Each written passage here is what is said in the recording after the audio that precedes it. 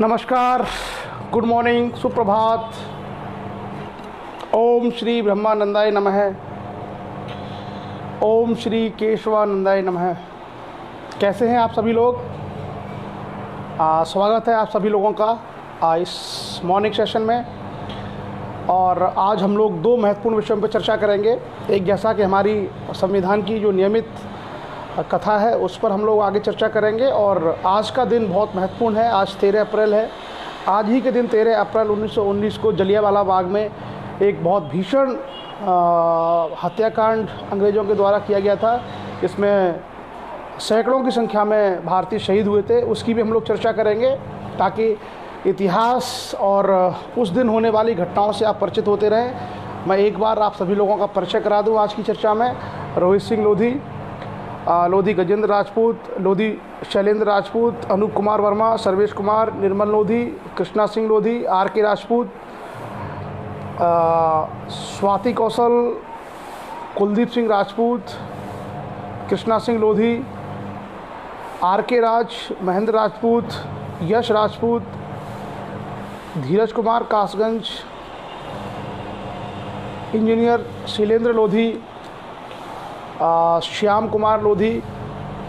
तो थोड़ी देर हम लोग प्रतीक्षा करते हैं सभी लोगों के जुड़ने की और उसके बाद हम चर्चा करेंगे। आज का दिन बहुत महत्वपूर्ण है और आज हम विचार न रख करके जलियांवाला बाग के इतिहास के ऊपर चर्चा करेंगे। डॉक्टर चंद्रशेखर शास्त्री, रामकिशन राजपूत, डॉक्टर मोनू राजपूत, यशपाल सिंह, सचिन राजपूत, शिव मोहन लोधी जी पन्ना से, ओम शिव वर्मा,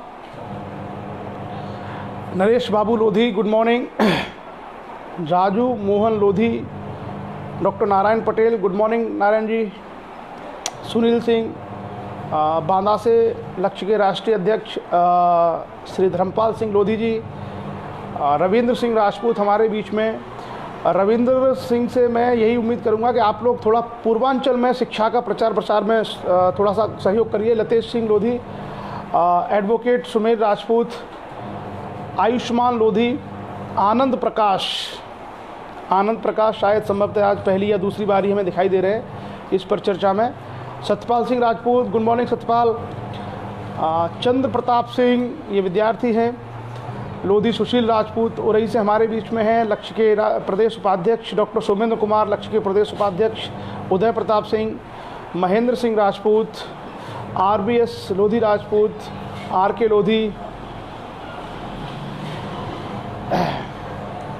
ध्रुव राजपूत झांसी से, उदय प्रताप सिंह, अवधेश लोधी सीतापुर से। अवधेश जी प्रणाम, नमस्कार। आप सभी लोग पूर्वांचल में बहुत अच्छा काम कर रहे हैं और इस मुहिम को आगे बढ़ाइए। अमर सिंह लोधी टीकमगढ़ से, गुड मॉर्निंग। अवनीश नरवरिया भिंड से, डॉक्टर सौरभ राजपूत एटा से हमारे बीच में। सीताराम लोधी टीकमगढ़ से, लोधी H कुमार राजपूत इंदौर से, पूनम राजपूत। चलिए, इंजीनियर BK राज, पंकज, विनीता राजपूत हमारे अमापुर से, ओमकार लोधी, धर्मेंद्र सिंह आज़ाद, लोधी लाला भैया सिंह, लाखन सिंह कुशवाहा जी हमसे बात करना चाह रहे थे और शायद कुशवाहा जी हमारी चर्चा में आ गए हैं, तो मुझे लगता है यहीं बातचीत हो जाएगी। अशोक लोधी तिरवा कन्नौज से, ओमकार लोधी, मनीष लोधी राजपूत, डॉक्टर सोमेंद्र कुमार, इंजीनियर दिनेश राजपूत गाजियाबाद से। मूलतः आप फिरोजाबाद के रहने वाले हैं और शिक्षा के लिए बहुत बड़ा कार्य करते हैं भारतवर्ष में। दिनेश पटेल, एडवोकेट उमेश राजपूत, भगवान सरन राजपूत, चलिए ऋषभ राजपूत,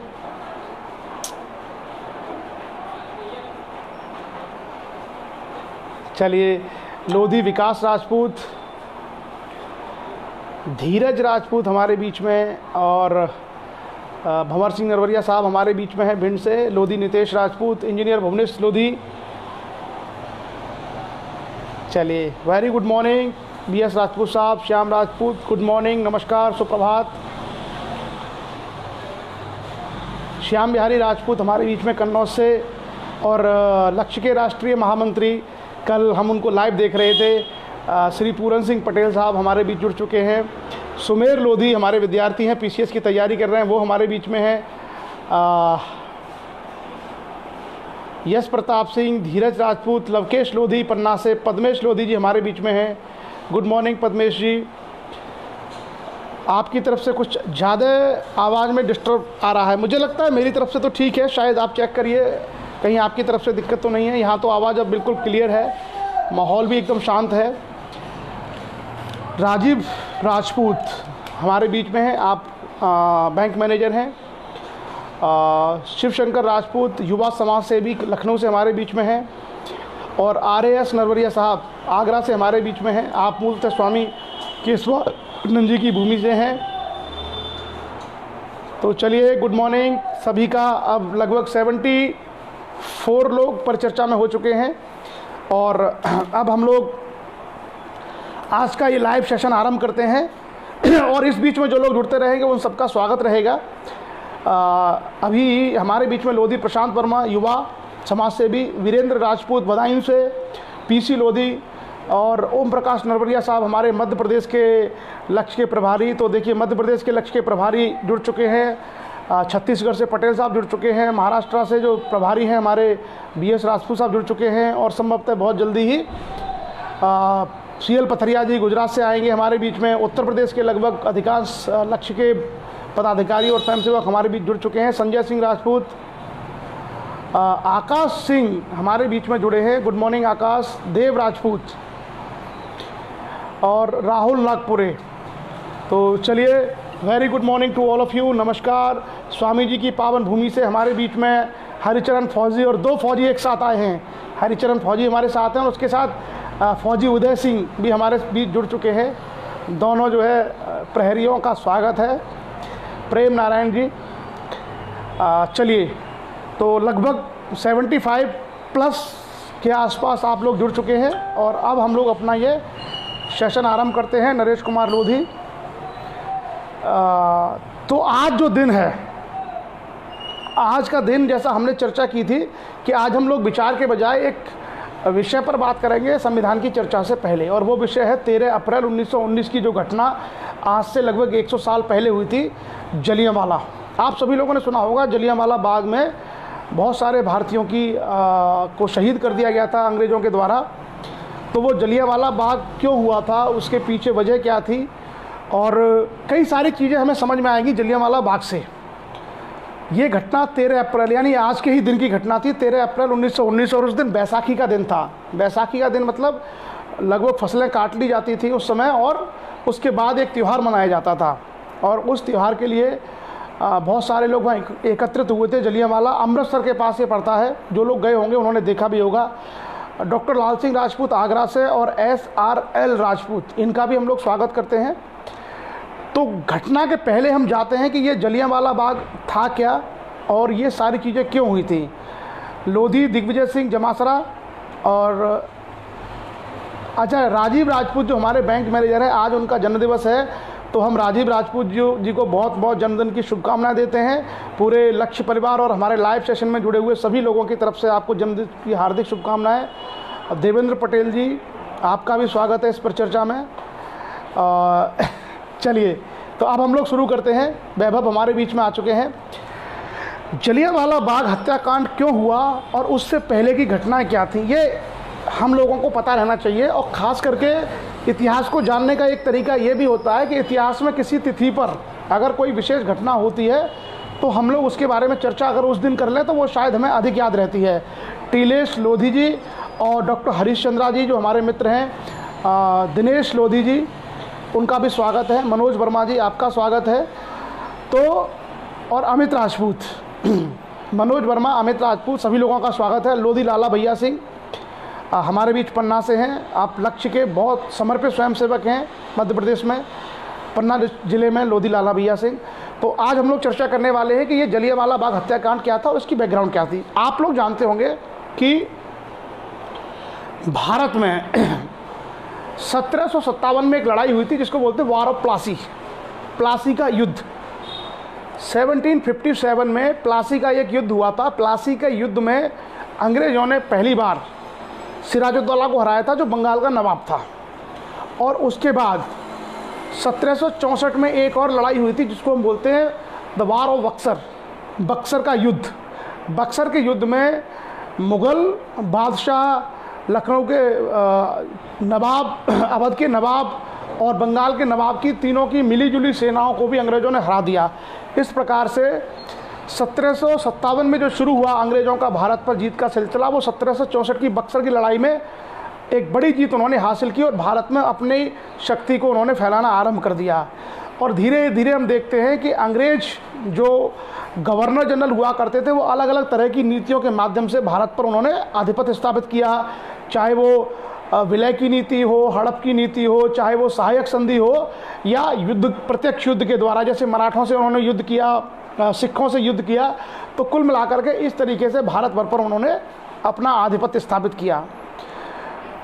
लेकिन जब कोई देश परतंत्र हो जाता है, जब कोई देश किसी देश के अधीन हो जाता है, तो आप जानते हैं कि उस देश के लोग, वो देशवासी संघर्ष करते हैं, प्रयास करते हैं कि किसी तरीके से अपने देश को मुक्त किया जाए।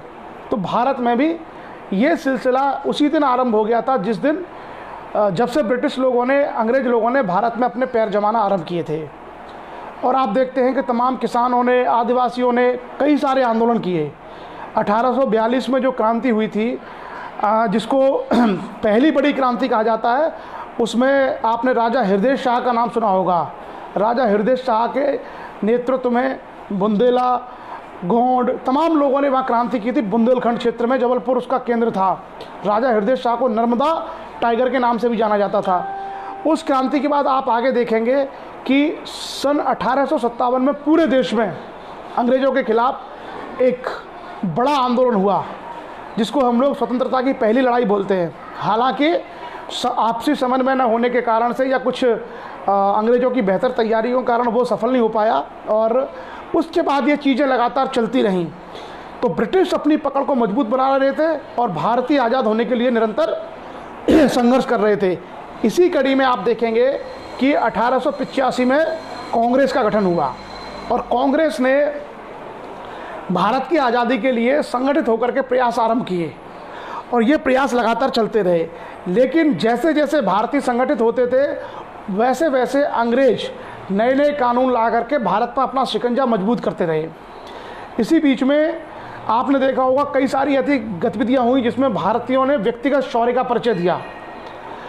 तो भारतीय लोग आंदोलन और विद्रोह ना कर सकें, इसी के लिए 1916 में सिडनी रॉलेट नाम का एक अंग्रेज अधिकारी था। सिडनी रॉलेट, आई थिंक वो न्यायाधीश था, और उसकी अध्यक्षता में एक आयोग का गठन किया गया, सिडनी रॉलेट।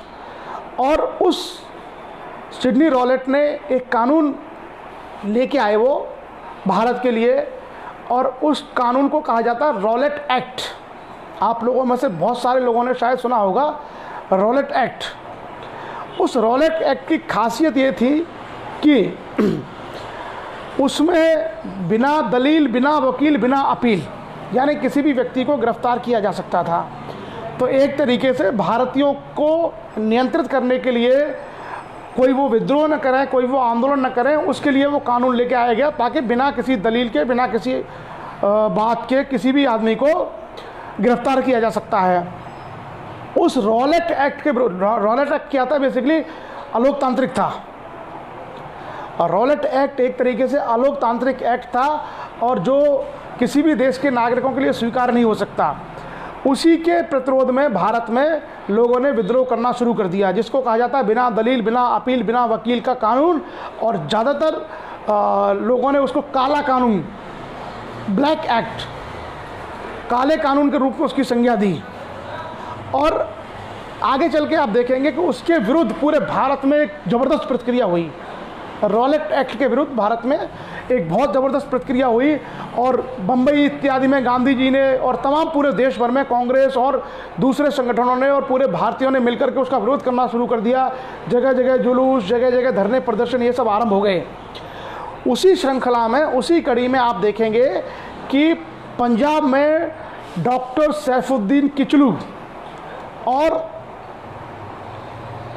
डॉक्टर सत्यपाल, दो लोग थे, सैफुद्दीन किचलू और सत्यपाल। इन दो लोगों ने एक जुलूस का नेतृत्व किया और जलियांवाला बाग में एक बड़ी सभा का आयोजन किया गया। यह ऐतिहासिक पृष्ठभूमि यही है कि बैसाखी के दिन ही 1699 में गुरु गोबिंद सिंह ने खालसा पंथ की स्थापना की थी। तो उस दिन का बड़ा ऐतिहासिक महत्व था पंजाब में। तो और मेला भी लगता था बैसाखी का। तो बैसाखी के मेले में बहुत सारे लोग घूमने भी आए, महिलाओं के बच्चों के साथ में, और साथ ही साथ जो रॉलेट एक्ट था इसके विरोध में जलियांवाला बाग में लोग इकट्ठा हुए बड़ी संख्या में। तो जैसा कि अंग्रेज़ों की नीति थी, जब अंग्रेज़ों को लगता था कि लोग विद्रोह पर उतारू है, तो वहाँ पे एक उनका फौजी अधिकारी था, आर्मी का ऑफिसर था, जनरल आर डायर। 2 डायर थे, जनरल आर डायर और जनरल ओ डायर। तो जो आर डायर था, जनरल आर डायर वहाँ फौजी उसका नेतृत्व कर रहा था, वो गया। और जो पंजाब प्रांत का जो लेफ्टिनेंट गवर्नर था उसका नाम था जनरल ओ डायर। कई बार ये कॉम्पिटिशन एग्जाम में पूछा जाता है कि कौन से डायर की हत्या ऊधम सिंह ने की थी। तो 2 डायर थे। एक जो डायर था वो जनरल आर डायर ने वहाँ पर गया पूरे दस्ते के साथ, फौजी दस्ते के साथ, और बिना किसी चेतावनी, गवर्नमेंट रिकॉर्ड के अनुसार 350-400 लोगों की मृत्यु हुई, लेकिन अनाधिकारिक रूप से कहा जाता है कि मरने वालों की संख्या हज़ारों में थी। उसमें कोई रास्ता नहीं था जलियांवाला बाग में निकलने का, केवल एक संकरा रास्ता था और एक उसके अंदर कुआं था। तो लोगों ने बचने के लिए अपने आप को कुएं में कूदना शुरू कर दिया। तो ये कहा जाता है कि 150 लाश तो कुएं के अंदर से निकली। तो बहुत बड़ी संख्या में, अंग्रेज़ों के अनुसार तो सैकड़ों में, लेकिन अनऑफिशियल ये कहा जाता है कि हज़ारों लोग उसमें मारे गए। और उसकी फिर तीव्र प्रतिक्रिया हुई, उसके लिए आयोग बने। भारत सरकार ने एक आयोग बनाया, हंटर कमीशन, उसकी जांच के लिए। तो ये सारी चीज़ें हुई जलियांवाला बाग में। ये 13 अप्रैल 1919 की घटना थी। उसी की याद में प्रत्येक वर्ष उसका शहीदी दिवस हम लोग मनाते हैं। और पिछले साल संस्कृति मंत्रालय ने जलियांवाला बाग अधिनियम था, एक संशोधन अधिनियम पास किया है, जिसमें जो उसकी कमेटी थी उसको लेकर के कुछ प्रावधान किए गए हैं। तो जलियांवाला बाग राष्ट्रीय स्मारक संशोधन विधेयक। अब आगे चल के जो आप घटना देखेंगे कि जो ये जलियांवाला बाग कांड हुआ था 1919 में, उस समय सरदार भगत सिंह मेरे ख्याल से कितने रहे होंगे, 23 वर्ष की उम्र में शहीद हो गए थे वो 1931 में। तो लगा लो कितनी उनकी उम्र रही होगी, शायद 12-13 साल के रहे होंगे। तो जलियांवाला बाग से भगत सिंह जैसे युवाओं के मन को झकझोर दिया और वो लोग क्रांतिकारी रास्ते पर चल पड़े। उसके बाद ही आप देखेंगे कि बड़ी संख्या में भारत में क्रांतिकारी पैदा हुए। भगत सिंह, बटुकेश्वर दत्त, राजगुरु, सुखदेव, चंद्रशेखर आज़ाद, रामप्रसाद बिस्मिल, आपको अशफाक उल्लाह खां, रोशन सिंह, राजेंद्र लाहिड़ी, आपको तमाम लोग मिलेंगे उस पीरियड में। तो कुल मिलाकर के भारत के जनमानस को झकझोर के रख दिया था उस बीभत्स हत्याकांड ने। और उसी की वर्षी में प्रतिवर्ष, जैसा कि रविन्द्रनाथ टैगोर थे, उन्होंने अपनी नाइटहुड की उपाधि वापस कर दी, तमाम प्रक्रियाएं भारत की तरफ से हुई। तो वहाँ हम लोग देख सकते हैं कि जलियांवाला बाग ने किस तरीके से भारत के इतिहास की दिशा को और दशा को बदलने का कार्य किया। आज भी लोग जाते हैं वहाँ शहादत को नमन करने, बहुत सारे लोग वहाँ जाते हैं, और एक तरीके से भारतीयों के लिए वो तीर्थ स्थल के रूप में विकसित हो गया है जलियांवाला बाग। तो आज का हमारा इतिहास ये है। और एक और चीज़ मैं यहाँ आपसे कहना चाहूँगा, जो लोगों के मन में जो चीज़ें नेगेटिव भरी हुई है, जैसा मैंने कहा कि सैफुद्दीन किचलू जो एक मुसलमान थे, उन्होंने उस आंदोलन का नेतृत्व किया था अंग्रेज़ों के विरुद्ध। भारत में यदि आप देखेंगे तो जब 1857 की लड़ाई हुई थी, मैं ये चर्चा इसलिए करना चाह रहा हूँ कि हमारे समाज के कुछ युवाओं में बहुत ज़्यादा विकृत मानसिकता भर गई है और वो अपने मूल जो स्वभाव है उससे विचलित हो रहे हैं। उनके अंदर धर्मांधता गहरी होती जा रही है, मानसिकताएं विकृत हो रही हैं, और किसी भी समाज के युवाओं के लिए बहुत खतरनाक है। 1857 का जब पहला विद्रोह हुआ था, 1857 के विद्रोह से पहले अगर 1842 की हम लोग क्रांति पर जाएं, जो चंबल संभाग जो जबलपुर संभाग में हुई थी, जहाँ पर हमारे समाज के लोगों ने बड़ा नेतृत्व किया था। आपको बताऊं, अगर आप उसकी डिटेल में जाएंगे तो आप पाएंगे कि गौंड, हमारे अपने समाज के लोग, बुंदेला लोग और मुस्लिम लोग बड़ी संख्या में उस क्रांति में शामिल थे अंग्रेज़ों के खिलाफ। तो जिसके भी माइंड में, दिमाग में जहर भरा हुआ है, वो निकाल दे धर्म के आधार का। दूसरा, आप देखेंगे कि 1857 का जब विद्रोह हुआ था, 1857 की जब क्रांति हुई थी, आज़ादी की पहली लड़ाई, तो उसमें आप देखिए कौन थे? बहादुर शाह जफर उसके नेतृत्व करता थे। बहादुर शाह जफर जो मुग़ल बादशाह थे, वो उसका नेतृत्व कर रहे थे। आप देखिए लखनऊ में उसका नेतृत्व कौन कर रहा था? बेगम हज़रत महल। तो जो सोशल मीडिया के माध्यम से और तमाम तरीके से जो लोग भारत को नहीं समझते हैं, उनके दिमाग में जो धर्म की चीज़ें चल रही हैं कि आजकल मैंने देखा है, जरा सी कोई घटना हो जाती है और हमारे समाज के ऐसे युवा जो जिनको मैं पढ़ा लिखा नहीं मानता, जो हाई स्कूल इंटर हैं, सेमी लिटरेट है, एजुकेशन के नाम पर कुछ नहीं है, भड़काऊ धार्मिक पोस्ट डालते हैं। आप देखिए इस देश के लिए शहीद हुए अशफाक उल्लाह खां, 1857 की क्रांति का मूल नेतृत्व भारत में मुसलमानों के हाथों में था। क्या वो राष्ट्र के लोग नहीं थे? आप देखिए हमारा जो जबलपुर संभाग में जो बुंदेलखंड का जो विद्रोह हुआ था 1842 में, जिसमें राजा हृदय शाह थे, हृदय शाह के साथ कौन लोग थे? उसका स्टडी करिए आप लोग। तो इस तरह की जो नफरत वाली और समाज में बहुत ही नेगेटिव जो पोस्ट डालते हैं धर्म के आधार पर, ये अनएक्सेप्टेबल है और किसी भी समाज के युवाओं के लिए बहुत ख़तरनाक है। मैं इस चर्चा के माध्यम से सभी लोगों से कहना चाहूँगा कि आप अपने आप को रिविजिट करो, अपने आप का मूल्यांकन करो। अगर आपके अंदर ये विकृत मानसिकताएं आ रही हैं तो आप अपने लिए बहुत नेगेटिव व्यक्ति बन रहे हो। इस तरह की चीज़ें कभी नहीं आनी चाहिए। इस देश को बनाने में जैन हो, बौद्ध हो, हिंदू हो, मुस्लिम हो, सिख हो, ईसाई हो, सब लोग योगदान करते हैं अपने हिसाब से। और जो पीढ़ियों से भारत में रहता है वो उसकी मिट्टी यही है। कुछ लोग गलत हर जगह हो सकते हैं, हर धर्म में, हर जाति में होते हैं कुछ लोग गलत। इसके आधार पर ये नहीं है कि हम अपने अंदर उस पूरी चीज़ को लेकर के एक धारणा बना लें और नेगेटिव चीज़ें हम लोग फैलाना शुरू कर दें। ये बहुत ही खतरनाक है। इससे आपकी रचनात्मकता खत्म हो जाएगी और इसका आपको सामाजिक, राजनीतिक, आर्थिक बहुत बड़ा नुकसान होगा व्यक्तिगत के अलावा। तो मैं सभी लोगों से ये अपील करूंगा कि आप इस तरह की चीज़ें ना करें। आप देखिए चंद्रशेखर आज़ाद के साथ कौन लोग थे? रोशन सिंह, राजेंद्र लाहिड़ी, अशफाक उल्लाह खां, ये कौन लोग थे? ये आप लोगों ने जाना है? इस देश के लिए बनने वाले कौन लोग थे? शायद डॉक्टर सैफुद्दीन उसका आंदोलन का नेतृत्व कर रहे थे, जलियांवाला बाग का अंग्रेजों के खिलाफ। तो हम सब लोगों को ये सारी बातें बहुत गहराई से, क्योंकि मुझे बड़ा दुख होता है कि जितना हम लोग शिक्षा का प्रसार पूरे देश में कर रहे हैं, हम संविधान को लेकर के पूरे देश में चर्चा कर रहे हैं कि संविधान नागरिकता के रूप में हमारी परिभाषा करता है, हम लोगों के अंदर समानता, भाईचारा, ये सब होना चाहिए। और हमारे ही समाज के लोग बहुत ही नेगेटिव चीज़ें सोशल मीडिया पर, टीवी न्यूज़ से लाके कट कॉपी पेस्ट, किसी पार्टी का एजेंडा है, किसी पॉलिटिकल पार्टी का एजेंडा है, उसके शिकार हो जाते हो। पॉलिटिकल पार्टी चाहती है ये हो और आप उसी की पोस्ट को ला करके आप उसको सोशल मीडिया पर चलाना। मैं तो अनफ्रेंड कर देता हूँ, मैं बिल्कुल ऐसे लोगों को अनफ्रेंड कर देता हूँ जो समरसता के खिलाफ काम करते हैं। और मैं ये चाहता हूँ कि आपके दिमाग में कोई जहर ना घोले, आप लोग भी ऐसे लोगों से सचेत रहें और कम से कम समाज के ग्रुप से इमीडिएटली आप उनको बाहर करें, समाज के ग्रुप से उनको तत्काल बाहर करें। 1965 में जो युद्ध हुआ था, आपको पता है उसमें परमवीर चक्र कैसे मिला था? वीर अब्दुल हमीद को।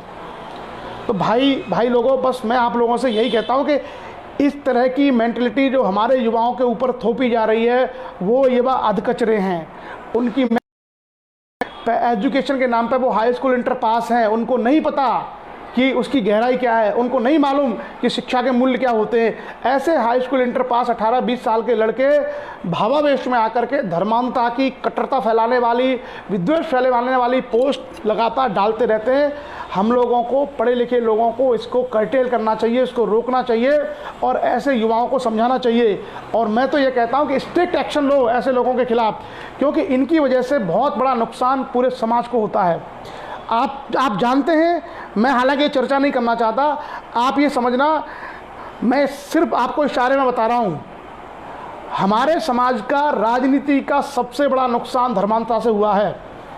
आप लोगों में से अगर कुछ अच्छे बुद्धिजीवी होंगे तो समझ गए होंगे, धर्मांध लीडरशिप ने हमारे समाज का बहुत बड़ा नुकसान किया है। और आज भी हमें वैश्विक मूल्यों के अनुसार, अगर हम लोग संविधान के अनुसार चलें, समानता के आधार की बात करें, न्याय की बात करें अपने हम लोग संवैधानिक अधिकारों को लेकर सजग रहें, शिक्षा की हम लोग बात करें, रोजगार के प्रति हम लोग उन्मुख हों, तो हमारे समाज बहुत प्रोग्रेस कर सकते हैं, हम लोग बहुत आगे बढ़ सकते हैं। लेकिन हम लोगों में जो नेगेटिव और वो ऐसे लोग होते हैं जिनको अपनी चीज़ों को स्थापित करना है। जैसे कल मैंने एक कोट पढ़ी थी कि कोई भी धर्मगुरु या कोई भी पॉलिटिकल लीडर जो धर्म की बात करके आपके अंदर डर पैदा कर रहा है, मुझे लगता है सुनील सिंह जी ने जो ही शेयर की थी, सुनील सिंह हमारे बांदा के, उन्होंने शायद हरिशंकर पारशाही की एक लाइन शेयर की थी कि कोई भी व्यक्ति मौलाना है, पुजारी है, नेता है, वो अपने अगर आपको डर दिखा रहा है तो इसका मतलब है वो अपनी कंपनी की टॉर्च आपको बेचना चाहता है। वो अगर आपको डर दिखा रहा है, किसी चीज़ का, धर्म का डर दिखा रहा है, तो ये मान के चलो कि वो अपनी कंपनी की टॉर्च आपको बेचना चाह रहा है ताकि आप उसके पीछे पीछे अंधे होकर घूमते रहो। तो ये एक खतरनाक सिम्टम है, इसलिए मैंने इसकी चर्चा की। हम सब लोगों को इन सब चीज़ों से बहुत दूर रहने की आवश्यकता है। आप पढ़ लिख के इंजीनियर बन गए, आप पढ़ लिख के डॉक्टर बन गए, उसके बाद भी अगर भारतीय को आप भारतीय नहीं समझ पाए तो आपकी पूरी एजुकेशन बेकार है। आप पढ़ लिख करके आईएएस बन गए, पढ़ लिख करके आप साइंटिस्ट बन गए, लेकिन आप भारत के लोगों को ये देखते हो कि फला जाति का है या फला धर्म का है या फलाना क्षेत्र का है या इसका रंग ऐसा है, तो आप समझ लो आपकी शिक्षा में बहुत बड़ी खामी है। आपके पास साइंटिस्ट का, आईएएस का, इंजीनियर का पद है, लेकिन आप देश के सामान्य नागरिक नहीं बन पाए। आपके पास सामान्य समझ, मानवता विकसित नहीं हो पाई, और ऐसी एजुकेशन किसी भी कार्य की नहीं है। हम लोगों का एक प्रयास ये भी होना चाहिए, मेरे विचार कुछ समाज के अधिकारियों से नहीं मिलते हैं, आप समझ सकते हो, केवल इसी वजह से मैं किसी भी कीमत पर धर्मांधता को एक्सेप्ट नहीं कर सकता। मैं किसी भी तरीके से, हमारे समाज के युवा अगर धर्म के नाम पर कुएं में कूदना चाह रहे हैं तो हम लोग उसको एक्सेप्ट नहीं कर सकते, मैं तो समर्थन नहीं कर सकता। इसलिए समाज के बहुत सारे पॉलिटिकल लीडर और समाज के बहुत सारे अधिकारी मुझे पसंद नहीं करते। अपनी एक स्पष्ट सोच है, भाई हम लोगों के बीच में मानव के आधार पर सोचें, हम लोगों के बीच में भारतीय के आधार पर सोचें, हम लोगों के बीच में नागरिक के आधार पर सोचें। अगर हम किसी से नफरत करते हैं, हम किसी से घृणा करते हैं, तो आप यकीन मान के चलिए कोई आपसे घृणा करेगा, और कोई अगर आपसे घृणा करेगा, आप किसी से घृणा करोगे तो घृणा का परिणाम टकराव होगा, और टकराव में हमेशा विनाश होता है, टकराव में हमेशा पतन होता है, टकराव में हमेशा चीज़ें समाप्त होती हैं। इस दुनिया को, इस समाज को टकराव की नहीं, एक दूसरे को समझने की ज़रूरत है। आज मान लीजिए हम लोग अफसर बनके और हम लोग अपनी अफसरशाही दिखाएं कि नहीं, हम किसानों के बीच में नहीं जाएंगे, हम गांव के लोगों के लिए काम नहीं करेंगे, हम गांव के बच्चों को मोटिवेट नहीं करेंगे, तो हमारा पढ़ लिख करके संविधान को जानने का क्या अर्थ रह गया। अगर नौकरी करनी थी तो कोई भी प्राइवेट कंपनी में जाकर के, मल्टीनेशनल कंपनी में नौकरी कर लेते, अगर पैसा और तनख्वाह और आराम चाहिए था तो। नहीं, शिक्षा का ग्रहण करने का आपका सबसे बड़ा अर्थ ये होता है कि आपसे जो लोग बहुत पीछे रह गए, बहुत कमज़ोर लोग हैं, जिनके पास समझ नहीं है, जिनके पास संसाधन नहीं है, आप जाकर के वास्तविक और सही बातें उनको बताओ, उनका आप मार्गदर्शन करो। और दुनिया भर के महापुरुष कहते चले आए हैं, आप दुनिया भर के महापुरुषों को देखिए, अधिकांश महापुरुषों ने किसकी बात की है? न्याय की, प्रेम की, करुणा की, बंधुत्व की, यही बात की है ना। और जो लोग भगवान को मानते हैं वो भी देख लें, ईश्वर क्या कहता है। कभी आपने देखा कि ईश्वर राक्षस है, ईश्वर विनाशक है, ईश्वर सब में भेदभाव करता है, ईश्वर सबको डिस्ट्रॉय करता है? नहीं। जो लोग भगवान को मानते हैं वो ईश्वर के क्या गुण देखते हैं? ईश्वर करुणामय है, ईश्वर प्रेममय है, ईश्वर समानता का भाव रखता है, ईश्वर दयालु है, ईश्वर दाता है। यही लोग हम बात करते हैं ना। तो कम से कम जो लोग धर्म की, धर्मांधता की पोस्टें डालते हैं, उनको वहाँ से समझना चाहिए कि जब आप भगवान को मानते हो और भगवान के बारे में आपका कॉन्सेप्ट ये है कि ईश्वर सर्वदाता है, ईश्वर सर्वज्ञ है, ईश्वर दयालु है, तो जब दयालु है, सर्वज्ञ है, सर्वदाता है, तो सबके साथ बराबरी का व्यवहार करेगा। ये जो सारी चीज़ें हैं, ये सब नहीं होनी चाहिए। और इसीलिए मैंने इस टॉपिक में ये चीज़ें ऐड की। हम लोगों को, हमारी जो वर्तमान पीढ़ी है, वर्तमान पीढ़ी नहीं, 1990 से बता रहा हूँ मैं, 1990 से लेकर के अब तक हम लोग बहुत बड़े नेगेटिव और गुमराह के रास्ते पर हैं, बहुत गलत रास्ते पर हैं। और कुछ लोगों ने ज़रूर प्रयास किया है, और जब तक आपके पास साइंटिफिक टेम्पर नहीं होगा, जब तक आप वैज्ञानिक दृष्टि से नहीं सोचेंगे, तब तक आप सही रास्ते पर नहीं आ सकते। 1990 और बल्कि 85-86 से पूरे के पूरे समाज एक अंधकार में रास्ते की ओर चला गया, जहाँ से बहुत बड़ा नुकसान हुआ है। कुछ लोगों को लगता होगा कि पॉलिटिकल फ़ायदा हुआ है, लेकिन आप देखना उसके कितने बड़े आपने कीमत चुकाई है, सामाजिक हो, आर्थिक हो, राजनीतिक हो, शिक्षा के क्षेत्र में हो। दुनिया पढ़ लिख करके, अफसर बन करके, इंजीनियर बन के आगे बढ़ गई, और हम लोग वही जिंदाबाद मुर्दाबाद और तमाम धर्मों के झंडे उठाए पड़े हैं। तो मेरा आप सब लोगों से ये कहना है कि इस चीज़ को लेकर के अब गंभीर हो जाए। बहुत सतर्क होने की, बहुत समझने की आवश्यकता है।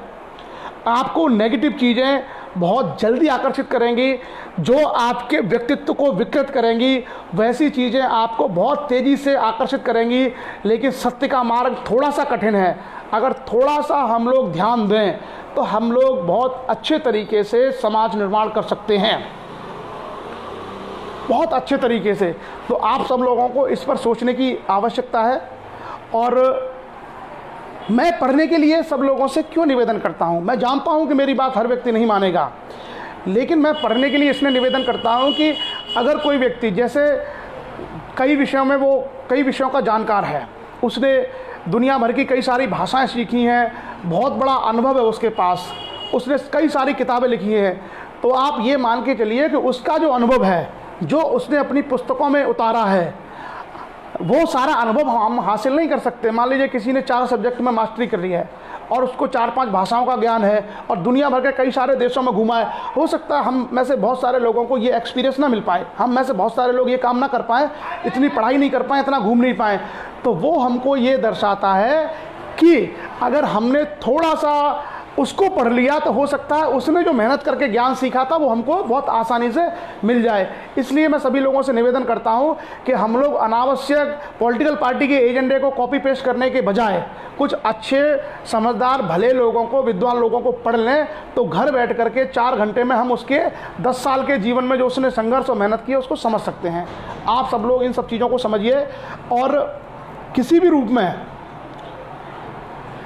रूप में हम लोग कम से कम युवा पीढ़ी को, आप ये बताइए, आप लोग ये मान के चलते हैं कि एक मैं आपको एग्जांपल दे रहा हूँ, जो हमारा कंटेम्प्रेरी हिस्ट्री है, कंटेम्प्रेरी हिस्ट्री मतलब हमारा जो समकालीन इतिहास है, अगर इसको आप आज 2020 है, 1920 से लेकर के 2020 का अगर आप हिस्ट्री सर्च कर लें 100 साल का, 100 साल में आप पाएंगे कि स्वामी ब्रह्मानंद जी हमारे समाज की सबसे बड़ी विभूति हैं पिछले 100 साल में, 1920 से लेकर 2020 तक का। अगर स्वामी ब्रह्मानंद जी हमारे लिए पूजनीय हैं, हमारे हर बैनर पर, हर कार्यक्रम में, हर जगह वो लगते हैं, अगर हम उनको ही पढ़ लें, क्या स्वामी ब्रह्मानंद जी राजनेता नहीं थे? 2 बार सांसद रहे, पॉलिटिकल पर्सन थे, लेकिन आइडियोलॉजी क्या थी? आइडियोलॉजी में वो कहते हैं कि जो दबे कुचले वंचित लोग हैं इनको न्याय दो, इनको व्यवस्था में ऊपर लेके आओ और धर्म का, अंधविश्वास का, पाखंडों का सबका विरोध करो। ये जो स्वामी जी की सोच थी कि जो अंधविश्वास, पाखंड है, ये आप उनके स्पीच में देख लो, उनके कार्यों में देख लो, पार्लियामेंट में वो बातें बोल के गए। तो हम सब लोगों को कम से कम अपने ही महापुरुषों से सीख लेना चाहिए कि वो किस तरीके से समाज निर्माण करना चाहते थे। बहरहाल आज की हमारी चर्चा यहीं पर। और एक और चीज़, जैसा मैंने कहा कि जो 2 जनरल डायर थे, एक जनरल डायर था जिसने गोली चलाई थी, जो आर्मी को लीड कर रहा था, और एक वहाँ का लेफ्टिनेंट गवर्नर था पंजाब का जिसका नाम था जनरल ओ डायर। तो 1944 में एक आदमी था ऊधम सिंह, आपने सुना होगा। ऊधम सिंह ने जाकर के जो लेफ्टिनेंट गवर्नर था पंजाब का, उसकी लंदन में हत्या कर दी थी 1940 में। ऊधम सिंह ने जो लेफ्टिनेंट गवर्नर था O Dyer, general O Dyer, उसकी हत्या कर दी थी। और बाद में भारत में ऊधम सिंह को शहीद का दर्जा है और उनके नाम से उत्तराखंड में एक डिस्ट्रिक्ट भी आपने सुना होगा, ऊधम सिंह नगर। तो कुल मिलाकर के ये हमारी चर्चा रही आज की रॉलेट एक्ट, जलियांवाला बाग और ऊधम सिंह के ऊपर। और उसके बाद आगे अब हम लोग संविधान की अपनी कथा की चर्चा करते हैं। कल मुझे बड़ा अच्छा लगा, पूरन सिंह पटेल साहब हमारे लाइव आए, कई सारे लोगों ने हमारी लक्ष्य राष्ट्रीय टेक्निकल टीम में इंजीनियर रवि सिंह हैं, वो लाइव आए। तो अच्छा लगता है कि आप सभी लोग कम से कम ये इंस्पिरेशन लोगों को मिल रही है कि हम सब लोगों को समाज हित में अपनी बातें रखनी चाहिए, अपनी जो नॉलेज है वो शेयर करनी चाहिए और हमेशा ऑथेंटिक साइंटिफिक वे में हम लोगों को डिस्कशन परिचर्चाएं करनी चाहिए। आप ये समझ के चलिए कि जो वास्तविकता है, उस वास्तविकता आकाश की तरह है। आकाश क्या है? आकाश रियलिटी है, और जो बादल है वो बादल कभी है या नहीं है। तो वास्तविकता के आड़े में जब बादल आता है कुछ समय के लिए रहता है, इसलिए हो सकता है उस समय उसको लोग एक्सेप्ट नहीं करें, लेकिन लंबे समय में जाकर के रियलिटी जो वास्तविकता वही स्थापित होती हैं। तो कई बार हो सकता है कि आपकी चीज़ों को, आपकी बातों को, आपकी जो है सोच को लोग एक्सेप्ट नहीं करें, जैसा कि हम खुद जानते हैं इस बात को, जो बात हम लोग करते हैं समाज के बीच में, समाज को एजुकेशन के अलावा जो मोरल टीचिंग हम लोग करते हैं, that is for 50 years ahead. हम लोग जो बातें करते हो 50 साल आगे की। मैं जितना रिसर्च करता हूँ उस रिसर्च में 50 साल आगे की कल्पना करता हूँ कि 50 ईयर्स के बाद क्या होगा। तो आज के समय में बहुत मुश्किल है लोगों को स्वीकार कर पाना। जब मैं 50 साल आगे का शोध कर रहा हूँ कि 50 साल में हमारी सामाजिक, आर्थिक, राजनीतिक परिस्थितियाँ क्या होंगी, हमारे समाज का स्तर क्या होगा, तो उस 50 ईयर्स की परिकल्पना में मैं बहुत परिश्रम, बहुत मेहनत लगाता हूँ। लेकिन आज के समय की युवा पीढ़ी को 50 साल आगे की चीज़ें समझना बहुत मुश्किल है, और ख़ास करके हमारी वो पीढ़ी जिसकी उम्र 70 साल है, 60 साल है, यानी जो ऑलरेडी इतने पुराने हैं, वो लोग आज से 50 साल पहले की चीज़ों को एक्सेप्ट नहीं करेंगे, क्योंकि वो 50 साल पीछे की चीज़ों को मानते चले आ रहे हैं। तो ये एक सामाजिक संघर्ष है, ये एक सोशल कॉन्फ्लिक्ट है। लेकिन मुझे भरोसा है, मुझे उम्मीद है कि इस समाज का युवा समझेगा। जो नई पीढ़ी है, जो पढ़ी लिखी पीढ़ी है, जो तर्क करना जानती है, जिसके पास वैज्ञानिक सोच है, वो युवा पीढ़ी इस सत्य को, इस वास्तविकता को स्वीकार करेगी। बहरहाल अब हम आगे बढ़ते हैं और आज हम लोग चर्चा करते हैं संविधान की। और संविधान पर आज तो बड़ा अच्छा, आज तो 104 प्लस मेंबर्स दिखा रहे हैं। काफ़ी लोगों को शायद ये चीज़ें पहुंची हैं, तो पुनः आप सब लोगों का स्वागत है। मंडे का दिन है, फिर भी 104 लोग हैं परिचर्चा में। तो संविधान पर हमने कल चर्चा की थी धन विधेयक तक। आज हम लोग जो महत्वपूर्ण चर्चा करेंगे वो बजट की चर्चा करेंगे। आप सब लोगों ने बजट का नाम सुना होगा, और हर साल फरवरी के अंतिम दिन बजट आता है। तो बजट में हम लोग जो आम जो भारतीय हैं वो क्या देखते हैं कि वो लोग देखते हैं क्या महंगा है, क्या सस्ता होने वाला है। आम लोग जो सोचते हैं कि बजट क्या है, कि भाई क्या चीज़ें महंगी हो रही हैं, क्या सस्ती हो रही हैं, बस इतनी ही आम लोगों को उसकी टेंशन होती है। और जो टैक्स पेयर होते हैं, सरकारी नौकरी में और प्राइवेट नौकरी में काम करने वाले, वो लोग देखते हैं कि टैक्स की जो दरें हैं वो 2.5 लाख तक कितना है, 5 लाख तक कितना है, क्या उसमें कोई छूट मिलेगी या अलग से कोई टैक्स रिबेट मिलेगा। ये हम लोग केवल 2 चीज़ें मुझे लगता है आप सभी लोग देखते होंगे बजट में।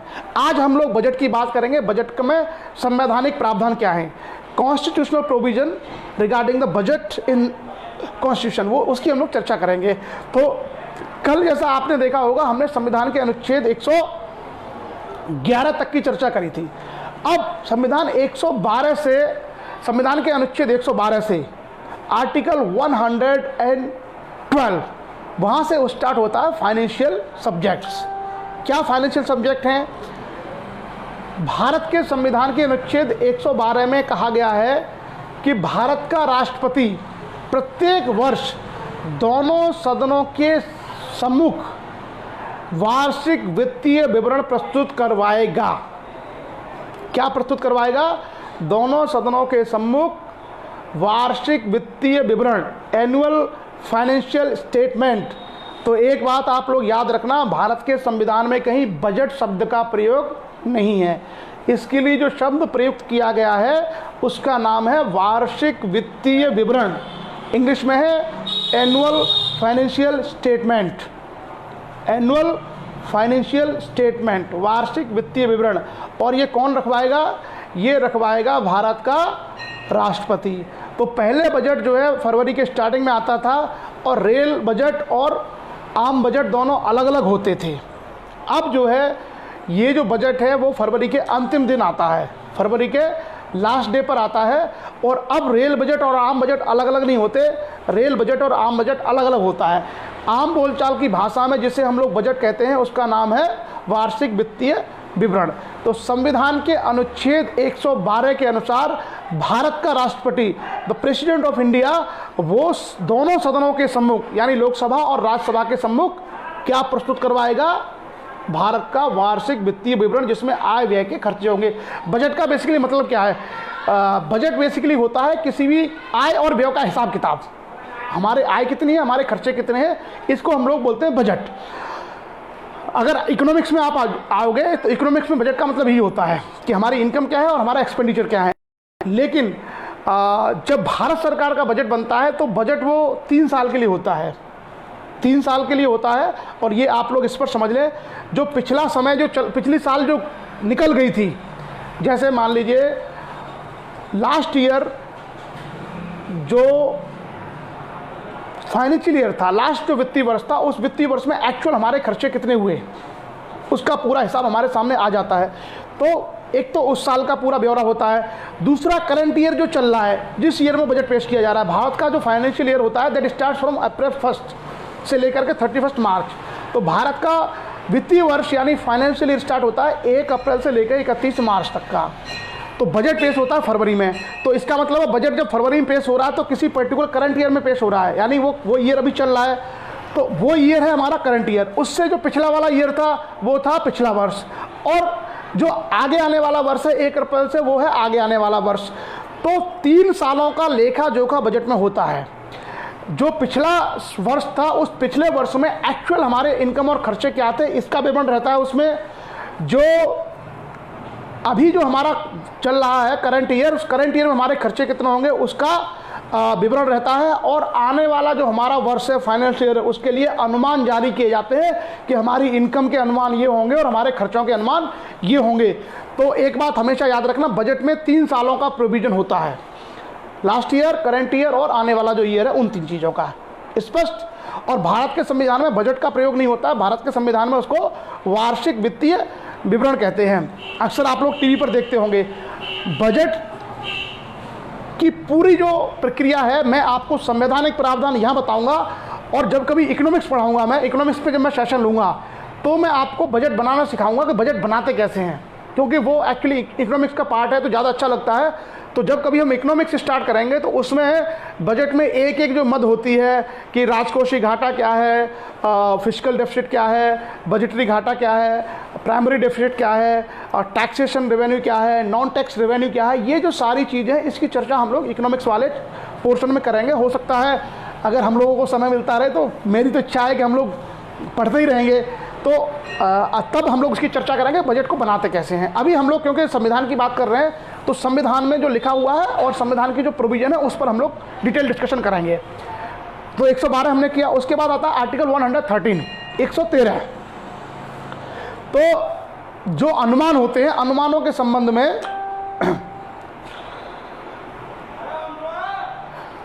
जितने भी हमारे खर्चे हैं प्रक्रिया में, उसमें क्या होता है कि भारत की एक संचित निधि होती है जिसको हम लोग बोलते हैं कंसोलिडेटेड फंड ऑफ इंडिया। तो उसमें जितने भी उस पर भारित खर्चे हैं उस पर चर्चा होगी, लेकिन उस पर मतदान नहीं होगा। मान लीजिए संचित निधि में से कुछ खर्च करना है तो उस पर चर्चा होगी, लेकिन वोटिंग नहीं होगी। ये प्रोविजन 113 का है। अच्छा, अब मैं आपसे एक चीज़ और कहूँगा कि अभी जो चर्चा हम लोग करने वाले हैं ये थोड़ा सा इसमें जटिलता भी है, थोड़े से प्रोविज़न हम लोग डेप्थ में जाएंगे।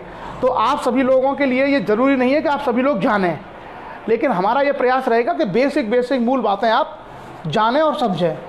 उसके बाद और हम लोग जो मेन पॉइंट होगा उसको पूरा डिस्कस करेंगे। बजट कैसे बनता है मैं उस पर एक पूरा का पूरा सेशन लूँगा कि बजट को बनाते कैसे हैं, किस तरीके से हम अलग अलग मंत्रालयों से उनकी डिमांड्स लेते हैं और फिर अलग अलग कैटेगरी में किस तरीके से डिवाइड करते हैं। ये पूरा एक सेशन बजट पर, क्योंकि बजट एक लंबा प्रोसीजर है और मुझे एक चार्ट बनाना पड़ेगा बोर्ड पर, उस चार्ट के माध्यम से मैं बेहतर आपको समझा पाऊँगा। उसके बाद आर्टिकल 114 है विनियोग विधेयक। तो भारत की जो संचित निधि है, संचित निधि जो होती है कंसोलिडेटेड फंड, उसको ये बोलते हैं कि भारत जो भी ऋण लेता है, जो भी कर से इनकम आती है, वो सारा डाला जाता है संचित निधि में, और उसी से राष्ट्रपति के वेतन और तमाम जो विकास कार्य हैं खर्चा उसके लिए निकाला जाता है। तो भारत की संचित निधि से अगर हमें कोई भी पैसा निकालना है तो उसके लिए संविधान के अनुच्छेद 114 के अनुसार एक विधेयक लेके आया जाता है जिसको बोलते हैं विनियोग विधेयक। संविधान के अनुच्छेद 114 में एक विधेयक होता है जिसका नाम है विनियोग विधेयक। उस विनियोग विधेयक के माध्यम से ही भारत की संचित निधि से कोई भी पैसा निकाला जा सकता है। ये संविधान का अनुच्छेद 114 आर्टिकल 114। तो आप याद रखना, संचित निधि से ऐसे पैसा नहीं निकाल सकते, जब तक विनियोग विधेयक उसके लिए नहीं आएगा तब तक हम पैसा उससे नहीं निकाल सकते। और संचित निधि से अगर कोई पैसा निकालना है तो मैं आप लोगों की नॉलेज जरा चेक करता हूं, ये कैसा विधेयक होगा। विनियोग विधेयक होगा। विनियोग विधेयक कैसे, इसका नेचर क्या होगा। विनियोग विधेयक का मतलब है पैसा संचित निधि से निकालने वाला विधेयक। तो क्या ये धन विधेयक होगा, क्या ये वित्त विधेयक होगा, क्या ये साधारण विधेयक होगा। मैं आपको 30 सेकंड का समय देता हूं, आप लोग सोच के बताइए कि जो विनियोग विधेयक है, जो संचित निधि से पैसे निकालने के लिए लाया जाता है, ये विनियोग विधेयक कैसा विधेयक होगा, वित्त विधेयक, धन विधेयक या साधारण विधेयक? सोचिए और सोच के आप मुझे बताइए, फिर हम लोग आगे की चर्चा बढ़ाएंगे।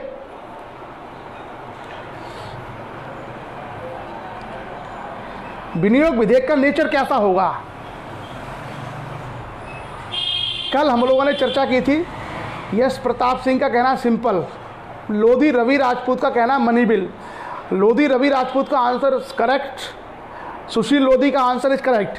कल हमने जब धन विधेयक की चर्चा की थी, आपको याद होगा संविधान का अनुच्छेद 110, तो उसमें आर्टिकल 110 में हमने चर्चा की थी कि कोई भी कर लगाना, किसी कर को हटाना, उसकी दरों में परिवर्तन करना या भारत की संचित निधि से कुछ भी खर्चा करना, वो सारे के सारे विधेयक कैसे होते हैं? धन विधेयक, मनी बिल। तो जो विनियोग विधेयक है वो क्या है? भारत की संचित निधि से पैसे निकालने का विधेयक है, तो वो क्या होगा? वो कंपल्सरीली धन विधेयक होगा। तो आप में से सभी लोगों ने सही जवाब दिया है, लगभग एक दो लोगों को छोड़ करके। अब आप सभी लोगों का साधुवाद। अगर हम देखें तो किस किसने जवाब दिया है? सुशील लोधी ने जवाब दिया है, लोधी रवि राजपूत, उसके बाद भगवान शरण राजपूत जी, ओम प्रकाश राजपूत जी, राजीव राजपूत जी, रविंद्र सिंह राजपूत, रेखा राजपूत ने कहा है सरकारी विधेयक। वो रेखा जी आपको करेक्ट करना पड़ेगा। धीरज राजपूत, लोधी लाला भैया, पुष्पेंद्र राजपूत अटगांव, देवेंद्र पटेल, इंजीनियर शैलेंद्र लोधी, डॉक्टर नारायण पटेल, चंद्रशेखर शास्त्री, पूरन सिंह पटेल, आकाश सिंह, कुल मिलाकर डॉक्टर सुमेंद्र कुमार। तो सभी लोगों ने कहा कि धन विधेयक होगा। क्यों? क्योंकि बड़ा स्पष्ट प्रावधान है कि भारत की संचित निधि से अगर कोई भी धन निकाला जाएगा तो वो किसका भाग होगा? वो भाग होगा धन विधेयक का, मनी बिल का। क्लियर? चलिए अब हम आते हैं आर्टिकल 115, संविधान का अनुच्छेद 115। 115 के जो प्रोविजन है बहुत डिटेल में हम लोग नहीं जाएंगे, आप ये समझ लीजिए उसमें अनुपूरक मांगे, अतिरिक्त मांगे या अधिक अनुदान, यानी अनुपूरक, अतिरिक्त या अधिक अनुदान। तो अगर किसी भी वर्ष में कोई राशि अगर अपर्याप्त पाई जाती है तो उसके लिए अलग से राशि मांगी जा सकती है, उसके लिए अतिरिक्त मांगी जा सकती है, अनुपूरक मांगी जा सकती है या अधिक अनुदान की मांग की जा सकती है संबंधित मंत्रालय के द्वारा, क्योंकि वो संसदीय प्रणाली का हिस्सा है। तो मैं केवल आप लोगों के सामने सिर्फ इसको मेंशन कर रहा हूँ, उसका बहुत डिटेल में हम लोग नहीं जाएंगे। स्पष्ट? चलिए आगे संविधान का अनुच्छेद 116 आर्टिकल, जो हमारे लिए इंपॉर्टेंट आर्टिकल होगा उसकी हम पूरी व्याख्या करेंगे, और जो केवल सिंपल प्रोविजन है उसकी केवल हम सिर्फ उसको मेंशन करेंगे कि इसमें ये होता है। ये सब लोगों के लिए जानना जरूरी भी नहीं है, केवल जो सिविल सर्विसेज की या CDS, NDA की, बैंक की जो तैयारी कर रहे हैं उनके लिए बहुत अच्छा है। बाकी जो लोग हैं उनके लिए कॉमन पता होना चाहिए कि अगर किसी में जैसे कोई अनुदान कम पड़ गया है तो वो संविधान के अनुच्छेद 115 में उसको मांगा जा सकता है।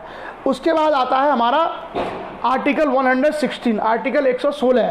तो आर्टिकल 116 में 3 तरह की चीज़ें होती हैं, लेखानुदान, प्रत्यानुदान और अपवादानुदान। तो सबसे पहले हम बात करेंगे प्रत्यानुदान क्या होता है। प्रत्यानुदान का मतलब होता है कि अगर कोई आपातकाल की स्थिति आ गई, मान लीजिए अचानक से जैसे कोरोना संकट आ गया, तो कोरोना संकट की स्थिति में स्वास्थ्य मंत्रालय के लिए अचानक से अगर हमें अनुदान बढ़ाना पड़े तो उसको हम बोलते हैं प्रत्यानुदान। कभी कभार क्या होता है अपवाद, जैसे कोई विशेष आयोजन कर रहा है, मान लीजिए कोई मेले या बड़े किसी उसका भारत के स्तर पर कोई आयोजन करना है तो उसके लिए अपवाद स्वरूप हमें अनुदान बढ़ा देते हैं, उसको बोलते हैं अपवाद अनुदान। और उसके बाद जो सबसे महत्वपूर्ण चीज़ है संविधान में वो है लेखानुदान। ये आप लोगों को आना चाहिए, लेखानुदान क्या होता है। इसको इंग्लिश में बोलते हैं वोट ऑन अकाउंट, लेखानुदान या vote on account. Vote on account का मतलब होता है, मैं आपको प्रक्रिया, ये इंपॉर्टेंट चीज़ है लेखानुदान, ये अक्सर आपको मिलेगा पढ़ने को कई बार। जब भी बजट आएगा तो कहेंगे लेखानुदान पर बात चल रही है, वोट ऑन अकाउंट पास करना है, कई बार आपको सुनने को मिलेगा। लेखानुदान का मतलब ये होता है कि बजट आता है फरवरी में और बजट पास होते अप्रैल तक या मार्च के एंड तक बजट पास हो पाता है। तो आप ये देखेंगे कि फरवरी से लेकर के अप्रैल तक के लिए या जब तक बजट पास नहीं हो जाता तब तक भी खर्चा होगा। उस खर्चे को चलाया कैसे जाए, उसके लिए पैसा कैसे निकाला जाए, तो उसके लिए आता है वोट ऑन अकाउंट, लेखानुदान। और लेखानुदान जब पास हो जाता है, लेखानुदान केवल खर्चों के लिए आता है कि इतना पैसा हम निकाल सकते हैं भारत के राजस्व से और उसको अलग अलग मदों में खर्च कर सकते हैं, उसको हम कहते हैं लेखानुदान। और लेखानुदान से ही मिलता जुलता एक शब्द है संविधान में, उसको बोलते हैं अंतरिम बजट। तो लेखानुदान क्या है? कम समय, जो शॉर्ट पीरियड होता है, जहां पर बजट की राशि स्वीकृत होने के बाद खर्च करने के लिए नहीं मिलती है, उसके जो बीच का समय होता है, उस बीच के समय में खर्चे को चलाने के लिए लेखानुदान की मांगें पारित की जाती हैं, वोट ऑन अकाउंट। एक शब्द आपको संविधान में सुनने को मिलेगा, अंतरिम बजट। जैसे मान लीजिए कि चुनाव आने वाला है, मान लीजिए फरवरी में चुनाव है, या मान लीजिए आपका मई में चुनाव है या अप्रैल में चुनाव है, तो इलेक्शन के दौरान क्या होता है, जिस साल चुनाव होने वाला होता है उस साल पूरे साल का बजट तो पेश किया नहीं जा सकता। मान लीजिए 3 महीने का या 4 महीने का पीरियड है जिसका बजट पेश किया जा सकता है। क्यों? क्योंकि अगले चुनाव के बाद किसकी सरकार बनेगी वो बजट पेश करेगा। तो चुनाव से पहले जब तक कि सरकार का टेन्योर है, उस समय के लिए जो बजट पेश किया जाता है उसको बोलते हैं अंतरिम बजट।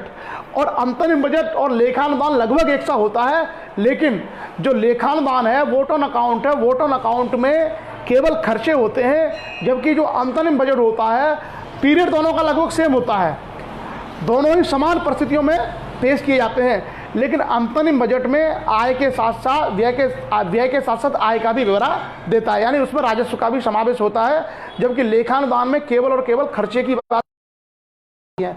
तो मुझे लगता है वोट ऑन अकाउंट यानी लेखानुदान आपको समझ में आया होगा।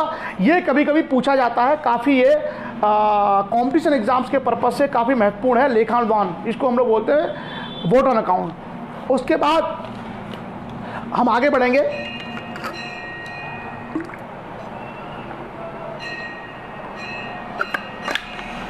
और आगे हम आएंगे अब वित्त विधेयक के बारे में।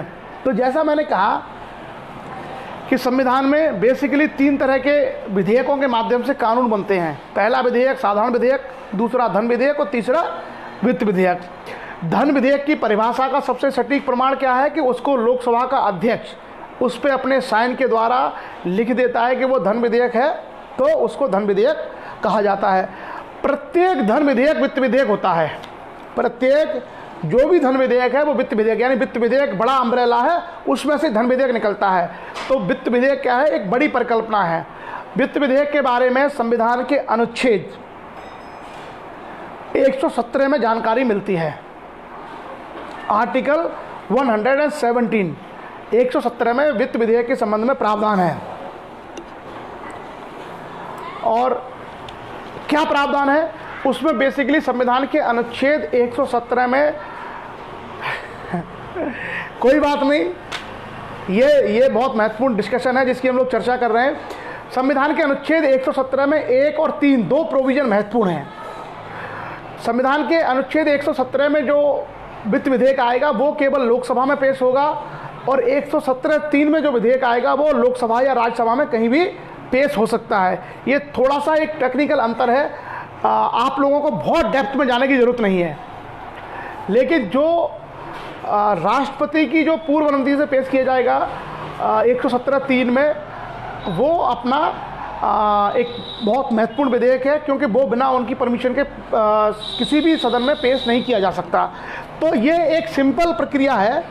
जैसा मैंने कहा कि धन विधेयक कंपल्सरी वित्त विधेयक होता ही है, लेकिन धन विधेयक के नीचे लोकसभा अध्यक्ष का साइन और वो होता है, वो उसको मेंशन करता है कि ये धन विधेयक है। वित्त विधेयक के बारे में ऐसी चीज़ें नहीं है। तो जो धन विधेयक में शामिल नहीं है और बाकी वित्त के मामलों से, लेन देन, खर्चे इत्यादि से रिलेटेड जो विधेयक आते हैं उनको वित्त विधेयक बोलते हैं। और ये जो वित्त विधेयक हैं वो नेचर में 2 तरीके के होते हैं। संविधान के अनुच्छेद 117(1) और 117(3) में उनके बारे में कहा गया है।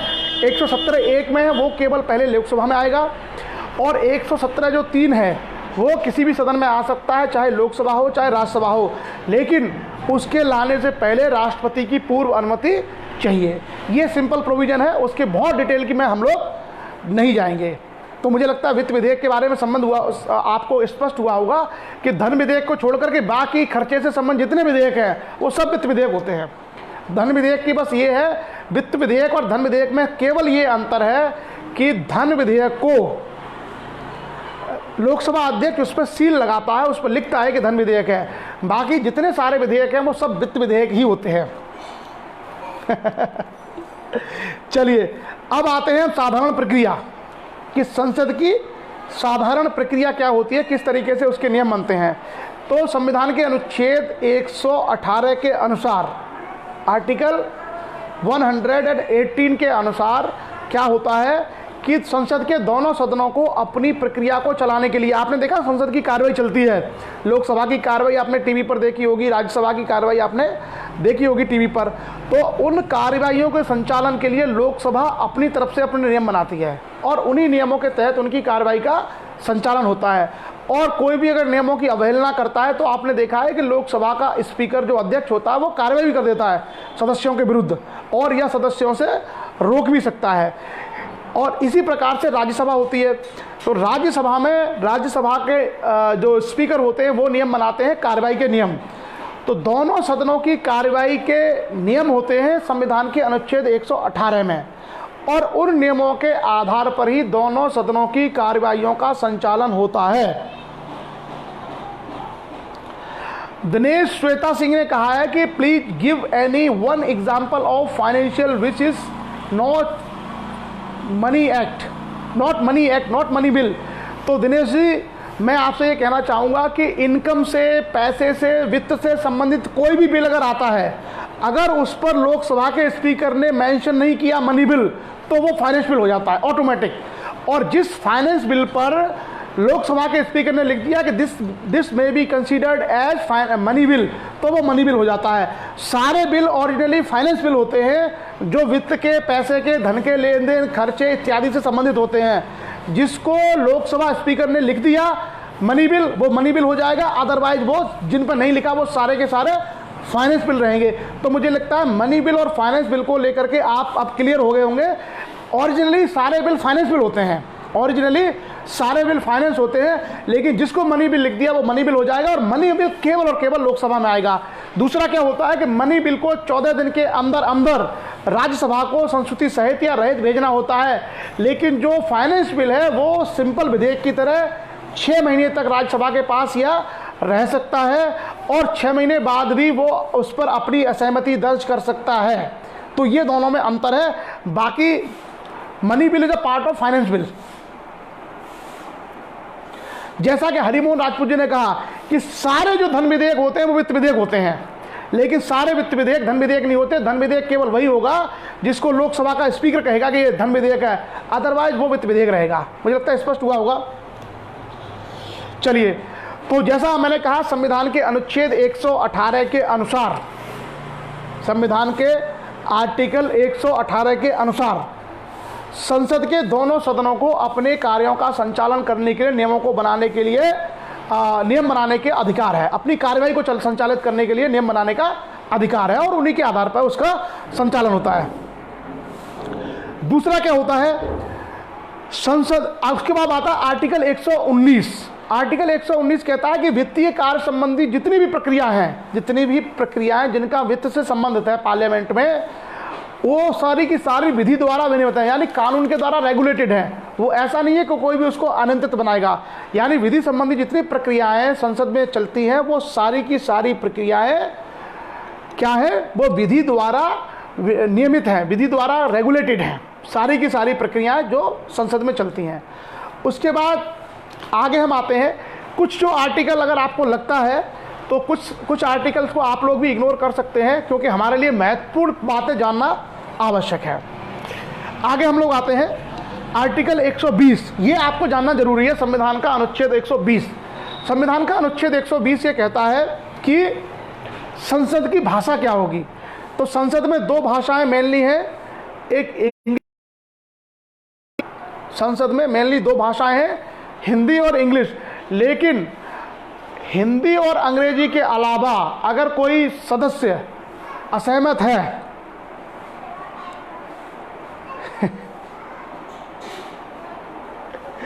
अगर किसी सदस्य को, मान लीजिए कोई सदस्य तमिलनाडु से है या मणिपुर से है और हिंदी और अंग्रेजी दोनों में वो सहज नहीं है, तो लोकसभा के अध्यक्ष और राज्यसभा के सभापति के माध्यम से वो अपनी मातृभाषा में सदन में अपनी बात रख सकता है।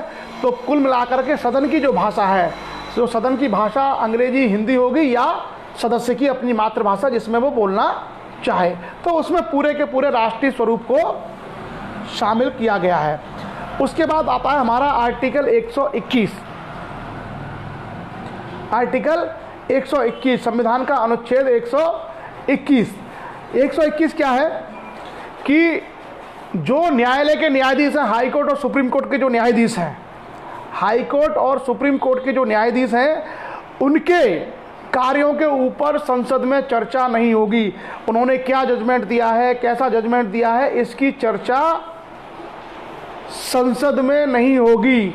संविधान का अनुच्छेद 121 प्रावधान करता है न्यायपालिका और विधायिका का पृथक्करण, जिसको हम लोग बोलते हैं ना कि भारत में स्वतंत्र न्यायपालिका है।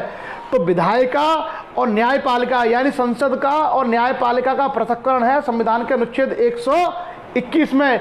आर्टिकल 121 कहता है कि न्यायालय में न्यायाधीशों की जो कार्रवाई है, जो उन्होंने कार्य किए, कोई निर्णय दिए, उसकी चर्चा संसद में नहीं की जाएगी। संविधान का अनुच्छेद 121। उसके बाद आता है 122, दोनों मतलब भाई भाई हैं। 121 ये कहता है कि न्यायालय में न्यायाधीशों के जो कार्य हैं सुप्रीम कोर्ट, हाई कोर्ट में, उसकी चर्चा संसद में नहीं होगी। और 122 ये कहता है कि संसद की जो कार्रवाई है, सांसदों ने क्या बोला, क्या कहा, उसकी समीक्षा किसी न्यायालय में नहीं होगी। तो एक तरीके से आर्टिकल 121 और 122 किसके संबंध में है? विधायिका और न्यायपालिका के पृथक्करण, दोनों की अपनी अपनी स्वतंत्रता के संबंध में। 121 में संसद चर्चा नहीं करेगा, 122 में न्यायालय चर्चा नहीं करेंगे। तो बहुत सिंपल से प्रोविजन है। आज की ये चर्चा हम लोग ये आर्टिकल 122 तक सीमित रखेंगे। कल से हम लोग आर्टिकल 123 और उससे आगे की चर्चा करेंगे, और बहुत जल्दी ही आपके सामने आएगा सुप्रीम कोर्ट, न्यायपालिका की चर्चा हम लोग बहुत जल्दी आरंभ करेंगे। तो ये जो हमारी चर्चा है, एक बार मैं आपको सारे के सारे जो आर्टिकल हमने चर्चा की है मैं बता दूं कि कहाँ कहाँ हमने चर्चा की। आज हमने बजट से अपनी चर्चा आरंभ की, और बजट के लिए संविधान के अनुच्छेद 112 में वार्षिक वित्तीय विवरण शब्द का प्रयोग किया गया है। और भारत का राष्ट्रपति संविधान के अनुच्छेद 112 के अनुसार संसद के दोनों सदनों के सम्मुख प्रतिवर्ष वार्षिक वित्तीय विवरण प्रस्तुत करवाएंगे। यह है आर्टिकल 112। उसके बाद अनुमानों के संबंध में प्रक्रिया है, वो अनुच्छेद 113 में है, उसके बहुत डिटेल में हम लोग नहीं जाएंगे। 114 में है विनियोग विधेयक। विनियोग विधेयक 114 में ये कहता है कि अगर भारत की संचित निधि से कुछ भी धन निकाला जाएगा तो उसके लिए विनियोग विधेयक लेके आया जाएगा। और विनियोग विधेयक क्या है? अपने आप में मनी बिल है, एक तरह का धन विधेयक है। उसके बाद हम आएंगे आर्टिकल 114, हाँ 114 विनियोग विधेयक। उसके बाद पद्मेश जी, मेघराज जी, चलिए 115 में मांगे हैं, अनुपूरक मांगे हैं, अतिरिक्त मांगे हैं, अधिक अनुदान है। 116 में लेखानुदान, प्रत्यानुदान और आपात अनुदान की बात है। तो हमने कहा कि अगर आपात स्थिति है तो प्रत्यानुदान होता है, और कोई विशेष कार्य के लिए चाहिए तो आपात स्वरूप अनुदान लिया जाता है। और लेखानुदान का मतलब होता है वोटर अकाउंट, कि जो बचा हुआ समय है उसके खर्चे चलाने के लिए जो पैसा निकाला जाता है, उसके लिए लेखानुदान की मांगे पास करनी होती हैं। पार्लियामेंट की जब बहस होती है ना, आप सब लोगों ने देखा होगा कि सभी लोग मिलकर के टीवी पर जो है मूवी देखते हैं, और सब लोग बैठ कर के सीरियल देखते हैं। लेकिन आप लोग जब पार्लियामेंट चला करें तो आप लोग पार्लियामेंट की कार्रवाई भी देखा करिए। जब आप पार्लियामेंट की कार्रवाई देखेंगे ना, तो आपको बहुत सारी चीज़ें समझ में आएंगी कि संसद में क्या चल रहा है, कौन सा विधेयक लेके आया गया, किस विधेयक में क्या क्या चीज़ें हैं। ये सारी की सारी चीज़ें आपको वहाँ पर मिलेंगी। और किस विषय पर, मतलब जैसे शून्यकाल क्या होता है, प्रश्नकाल क्या होता है, और चर्चा का विषय कौन सा होता है, नियम 377 में चर्चा क्या होती है, ये बहुत सारी चीज़ें हम लोग समझ सकते हैं जब भी पार्लियामेंट चला करें। और आप लोगों के पास अगर समय हो, लतेश ने एक सवाल पूछा है, लतेश सिंह ने, कि सर विधायिका और कार्यपालिका में क्या अंतर होता है। मैंने पहले बताया है, फिर बता देता हूँ मैं। विधायिका का मतलब होता है जितने सारे सांसद, लोकसभा और राज्यसभा के सारे सांसदों को मिलाकर के कहा जाता है विधायिका। और उस विधायिका में से जो लोग मंत्री बनते हैं, प्रधानमंत्री और मंत्री बनते हैं, और जो राष्ट्रपति के लिए सहयोग करने के लिए सरकार जो बनती है, सरकार जो चलाते हैं, उसको हम बोलते हैं कार्यपालिका। तो विधायिका का मतलब है सारे चुने गए सांसद, सारे सांसद दोनों सदनों के। और कार्यपालिका का मतलब है उन सांसदों में से जो लोग मिनिस्टर बने वो लोग, प्लस आपके जो अधिकारी होते हैं, जो ऑफिसर्स होते हैं, जो काम करते हैं, ब्यूरोक्रेट्स, उनको कहा जाता है कार्यपालिका। तो विधायिका का जो काम है वो कानून बनाना है। कोई भी कानून बनाएगा संसद की बिना सहमति के बन ही नहीं सकता, लेकिन उस कानून का एग्जीक्यूशन कैसे होगा, उसका परिपालन कैसे होगा, ये सारा काम किया जाता है आपके कार्यपालिका के द्वारा। तो स्पष्ट हुआ होगा विधायिका और कार्यपालिका का आपको फर्क। उसके बाद जैसा मैंने कहा लेखानुदान की बातें थी, फिर 117 में वित्त विधेयक था कि आर्टिकल 117(1) और 117(3) में 117(1) में ये था कि लोकसभा में ही पेश किया जाएगा, और 3 में ये था कि किसी भी सदन में हो सकता है लेकिन राष्ट्रपति की पूर्व अनुमति चाहिए। 118 में ये था कि संसद के दोनों सदनों के चलाने के लिए वो अपनी कार्रवाई के नियम बना सकते हैं, और 119 में ये था कि जो भी वित्तीय कार्य होंगे संसद में वो सारे के सारा विधि के द्वारा नियमित होंगे। ऐसा नहीं है कि कोई रैंडमली कुछ भी करना शुरू करे। और संसद में प्रयोग की जाने वाली भाषा आर्टिकल 120 वो कहता है कि हिंदी और इंग्लिश के अलावा जो भी मातृभाषा में सांसद विधायक बोलना चाहते हैं वो उनकी जो मातृभाषा है वो अनुमति दी जाएगी जो पीठ पर जो अधिकारी होगा यानी अध्यक्ष और सभापति के द्वारा। 121 में कहता है कि न्यायाधीशों के द्वारा किए गए कार्यों की चर्चा संसद में नहीं होगी, और 122 ये कहता है कि संसद में किए गए कार्यों के बारे में कोई भी समीक्षा किसी न्यायालय में नहीं होगी। तो ये आज के हम लोगों ने विधायी प्रक्रिया से संबंधित, वित्तीय मामलों से संबंधित चर्चाएं की, और भाषा इत्यादि को लेकर के कुछ चर्चाएं हमने आर्टिकल 112 से लेकर के 122 यानी 11 आर्टिकल की हम लोगों ने आज चर्चा की। कुछ आर्टिकल आसान थे, कुछ आर्टिकल थोड़ा सा कठिन थे। तो जो आसान थे, आपको संविधान का कोई अनुच्छेद याद रहे ना रहे कोई दिक्कत नहीं है, आप सभी लोग इतना याद रखिए कि आपको वो प्रक्रिया पता होनी चाहिए कि भाई होता क्या क्या है।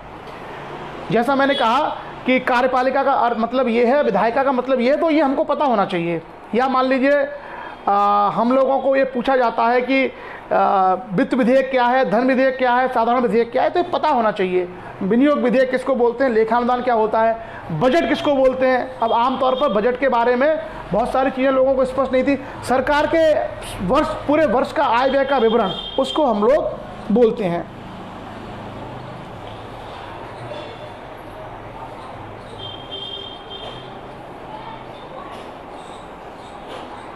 वो संविधान संशोधन में हम लोग आएंगे मेघराज जी। संविधान संशोधन हम अलग से पढ़ेंगे। आर्टिकल 368 है संविधान संशोधन के लिए। संविधान में एक आर्टिकल है 368 उसकी चर्चा हम लोग आगे करेंगे। अच्छा, जो आगे की संविधान की हमारी परिचर्चा है, जैसा मैं सभी लोगों से कहता हूं कि हम लोगों को आर्टिकल 51A तक तो रटे होने चाहिए। आर्टिकल 51A तक तो रट लीजिए जिनको तैयारी इत्यादि करनी है। दूसरा, जो बाकी आर्टिकल्स हैं उसमें से मेन आर्टिकल, जैसे राष्ट्रपति के बारे में कुछ संविधान के अनुच्छेद, कुछ उपराष्ट्रपति के बारे में, कुछ राज्यसभा लोकसभा के बारे में, कुछ उसके बाद बजट के बारे में, कुछ आर्टिकल्स हमको पता होने चाहिए ताकि हम लोगों को रेफरेंस मालूम रहे कि संविधान में ये सारी चीज़ें हैं। अगर हम इतना कर लेते हैं, अगर हम इतना सारा कर लेते हैं तो हम लोगों को संविधान के बारे में एक बेसिक खाका पता चल जाएगा। जैसे आगे हम लोग चर्चा करेंगे कि सुप्रीम कोर्ट क्या होता है, न्यायाधीश कैसे बनते हैं, उनके काम क्या होते हैं। उसके बाद हम राष्ट्रपति की शक्तियों के बारे में भी चर्चा करेंगे, प्रधानमंत्री के बारे में हम लोग चर्चा करेंगे, राज्य के उच्च न्यायालय और मुख्यमंत्री और राज्यपाल कैसे बनते हैं उसकी हम लोग चर्चा करेंगे। उसके अलावा हम लोग भारत में जो अलग अलग भाषाएँ हैं, अलग अलग आयोग हैं, चुनाव आयोग इत्यादि, इन सब की भी हम लोग चर्चा करेंगे। अभी आप लोगों ने कहा कि कुछ लोग रामायण और महाभारत देखने चले होंगे। मैं आपसे चलो एक चीज़ पूछता हूँ, एक सवाल पूछता हूँ, और तार्किक आधार पर आप लोग उसका आंसर सोचना। तार्किक आधार पर आप लोग उसका आंसर सोचना। जो रामायण है, उस रामायण में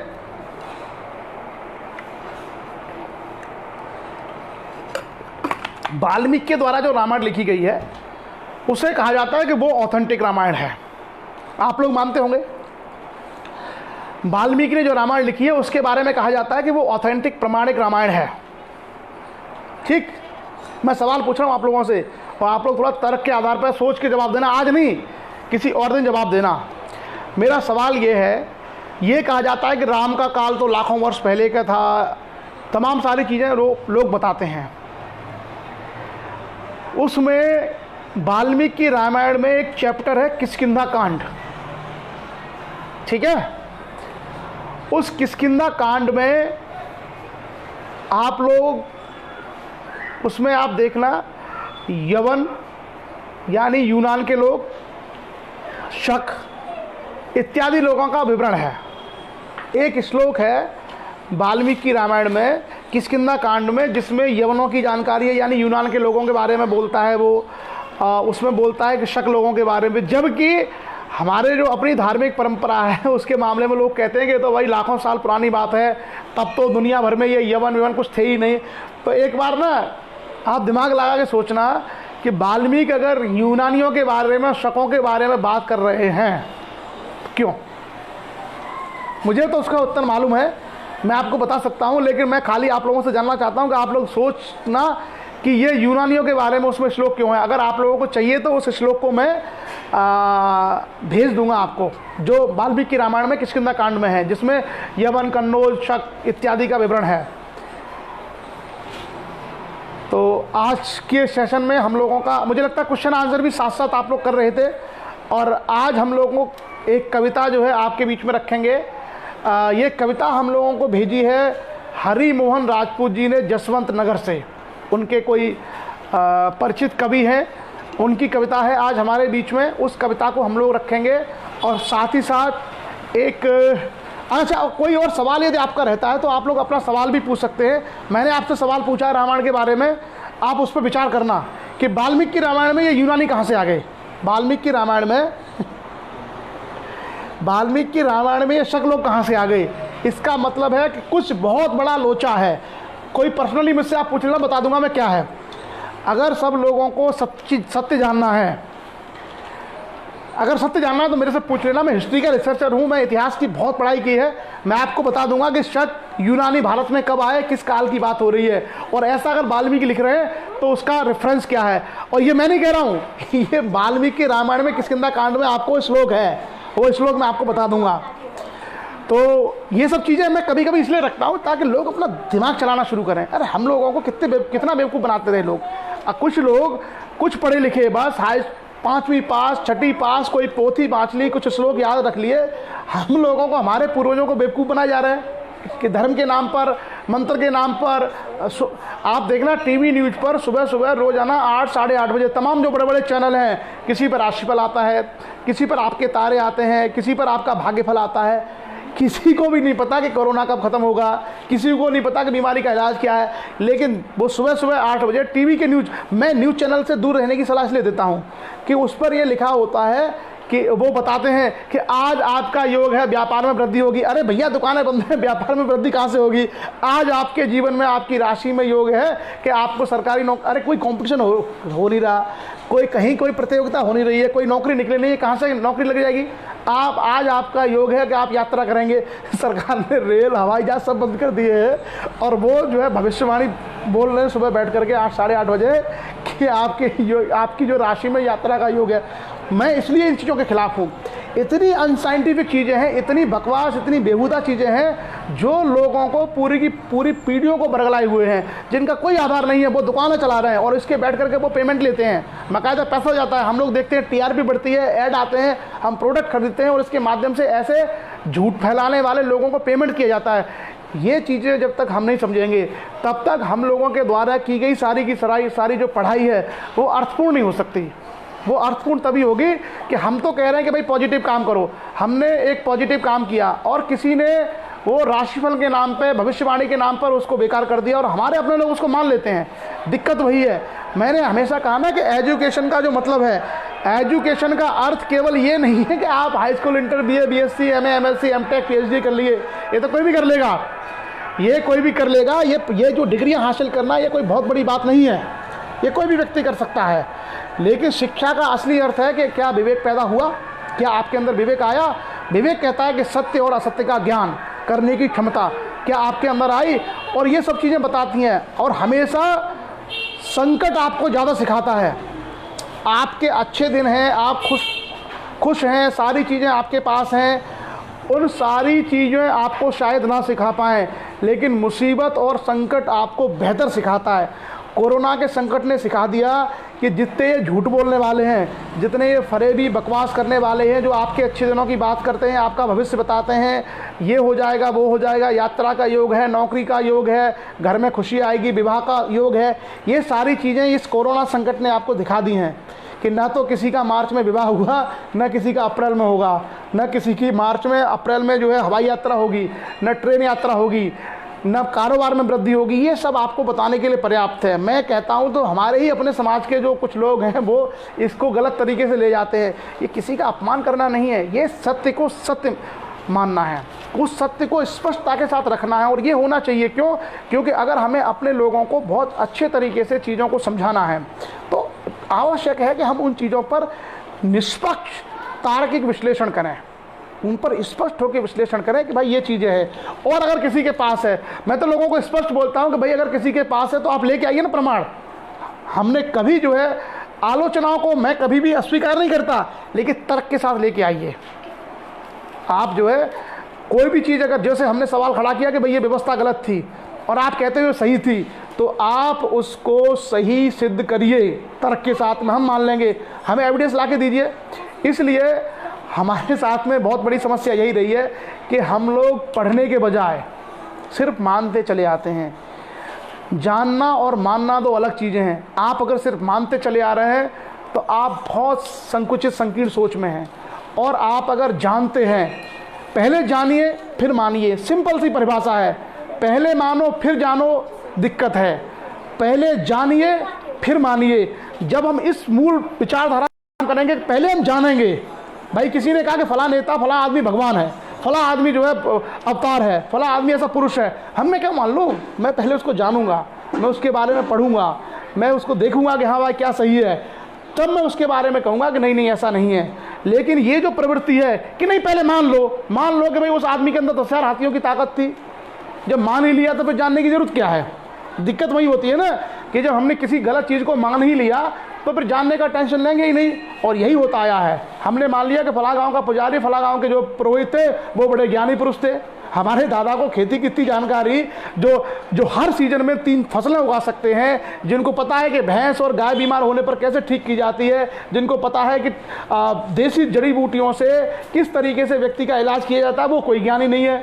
और एक आदमी 4 श्लोक मार करके पानी आपके ऊपर छिड़क गया, उसको हमने बोल दिया ज्ञानी है। यही गलती थी, हम उसको मानते चले आ रहे थे कि भैया वो फलाने वहाँ के बड़े विद्वान हैं, बड़े ज्ञानी हैं। और हमारे दादा परदादा जिनको खेत के बारे में एक एक चीज़ की, पशुओं के बारे में एक एक चीज़ की जानकारी थी, बिना पढ़ाई किए, हम अपने दादा परदादाओं को ज्ञानी कहते ही नहीं थे। हमारे दादा परदादा अपने आप को ज्ञानी मानते ही नहीं थे। यही असली शिक्षा है। जब तक हम इस सत्य को स्वीकार नहीं करेंगे, जब तक हम नहीं मानेंगे कि हमारे लोगों के पास ज़्यादा बेहतर ज्ञान था, वो ज़्यादा बेहतर तरीके से दुनिया को चला सकते थे, और ढोंगियों ने, पाखंडियों ने उनके ऊपर अत्याचार किए, उनका शोषण किया, उनके सारी मेहनत परिश्रम की कमाई खाई है, तब तक हम लोग अपने समाज का, अपने देश का उद्धार नहीं कर सकते। और ये बिल्कुल स्पष्ट रूप से लोगों के दिमाग में होनी चाहिए। आएगी धीरे धीरे, जितना आप गहराई में अध्ययन करेंगे उतनी चीज़ें आपके दिमाग में आएंगी। चलिए अब हम लोग आज जो है कविताएं आप लोगों के बीच में लेके आए हैं। 2 कविताएं हैं, एक हरिमोहन राजपूत जी ने हमारे बीच में भेजी है, और एक कविता मिन्नल सिंह आपको सुनाएंगी इंग्लिश में। पहले छोटी सी कविता उनकी सुनेंगे, और उसके बाद ये शिशुपाल सिंह हैं कोई इटावा से, शिशुपाल सिंह जी। तो शिशुपाल सिंह जी हैं इटावा से, उन्होंने एक कविता लिखी थी। और श्री हरिमोहन राजपूत जी हमारे लक्ष्य के समर्पित स्वयंसेवक हैं। आप प्राथमिक शिक्षा विभाग में शिक्षक हैं, उनके माध्यम से ये कविता हमें प्राप्त हुई है। और हम लोगों का आपसे आग्रह है कि आप लोग रचनाएं करिए, और आप लोगों की रचनाओं के माध्यम से हम सब लोग ये जो हमारे समाज में जो विद्यमान टैलेंट है उसको हम लोग आप सब लोगों के सामने लाएंगे, और इससे प्रोत्साहन मिलेगा लिखने का। जैसे कल हमने BS राजपूत साहब की जो कविता पढ़ी, बहुत मार्मिक कविता थी कौमी एकता के ऊपर, तो इससे प्रोत्साहन मिलता है, इससे पढ़ने का अवसर मिलता है।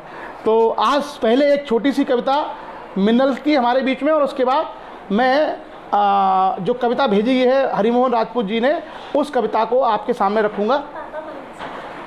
एक बस, तो मिन्नल सिंह रेडी है, तो आप पहले मिन्नल सिंह की इंग्लिश की कविता सुनिए, उसके बाद हम लोग हिंदी की कविता पर आएंगे। बोलो। Good morning everyone present here. Today I will sing a poem. I hope that you all will enjoy it. Open a book and you will find people and places of every kind. Open a book and you can be anything you want to be.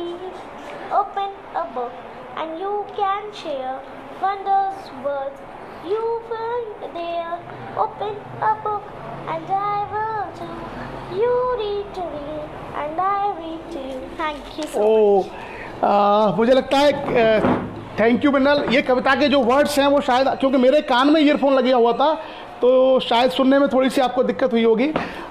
इन्होंने जो कविता थी वो book के ऊपर थी, किताब के ऊपर के, किताब में आपको क्या क्या लिखा मिल सकता है, क्या क्या चीज़ें आप जान सकते हैं, उसके ऊपर ये पोइम थी। और शायद क्योंकि ईयरफोन जो है मेरे कान में लगा हुआ था तो थोड़ा सा वर्ड्स आपको स्पष्ट नहीं सुनाई दिए होंगे।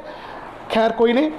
तो अब हम लोग आगे हरिमोहन राजपूत जी द्वारा भेजी हुई कविता को आप लोगों के सामने रखते हैं। और बड़ी अच्छी कविता है उन्होंने, आप लोग बहुत ध्यान से इस कविता को सुनिए और आप लोग अपनी कविताएं भेजते रहिए। आपकी कविताओं के माध्यम से हम सब लोग सामाजिक सरोकारों से जुड़े रहेंगे।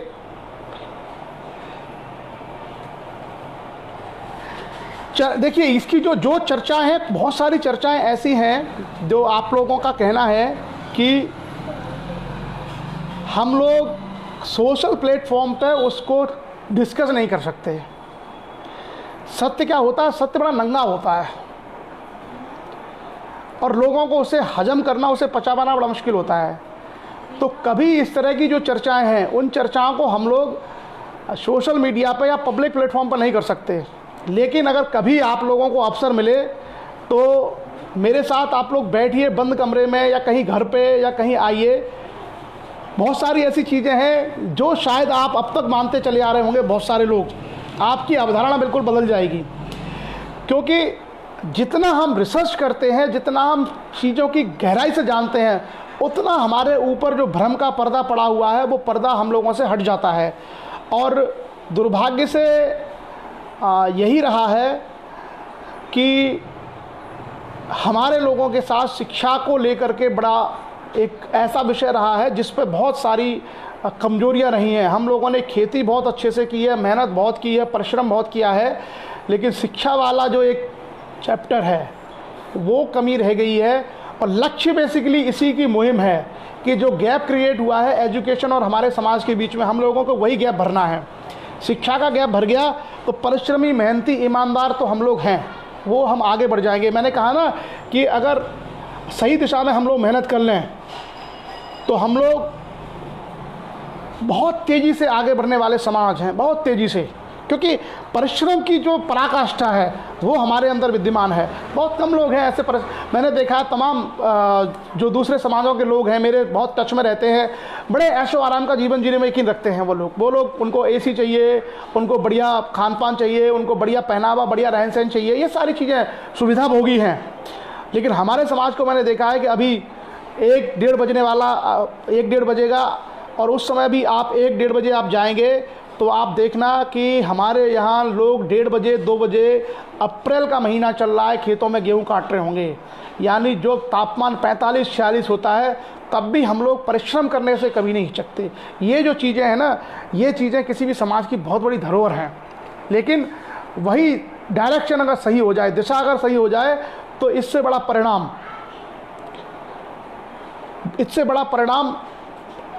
हम लोग कल्पना नहीं कर सकते। इतना बड़ा परिणाम हम लोग हासिल कर सकते हैं। तो चलिए साहब, आज की कविता हम लोग सुनाते हैं। और 70 के आसपास लोग अभी भी परिचर्चा में हैं। लगभग समय हुआ है 9:41। 7:15 बजे हम लोगों ने सेशन आरंभ किया था और 1.5 घंटे से आप सब लोग लाइव हैं। कविता है, हरिमोहन राजपूत जी हैं, शायद मेरे को दिख नहीं रही, कविता उन्होंने भेजी है। चलिए साहब, हो सकता है वो आ जाएंगे। पहला जो उसका बंद है या पहला जो मुक्तक है वो है, गीत गाने से प्रथम मुक्तक पढ़ूंगा। बिल्कुल नारायण पटेल जी, हम लोग जो है, क्योंकि हमारा एक बहुत बड़ा कार्यक्रम 21-22 मार्च का था, वो नहीं हो पाया, तो हम लोग पूरे देश के लक्ष्य के स्वयंसेवकों को, समाज सेवियों को, बुद्धिजीवियों को दिल्ली, आगरा, भोपाल, झांसी, लखनऊ या अलीगढ़, इन 5-6 शहरों में से किसी एक स्थान पर जून की या मई की छुट्टियों में बुलाएंगे और एक कम से कम गेट टुगेदर हम लोग रखेंगे ताकि सब लोग परिचित हों और 5 मिनट का, केवल 5 मिनट का जो है हम समय हर व्यक्ति को देंगे, वो अपने विचार अपनी राय रखे। इस तरह की प्लानिंग हम लोग कर रहे हैं। बहुत जल्दी ही जैसे ही कोरोना संकट से हम लोग मुक्त होते हैं और व्यवस्था स्वाभाविक रूप से चलने लगेगी, तब हम लोग इसके लिए अपना प्लानिंग आरंभ कर देंगे।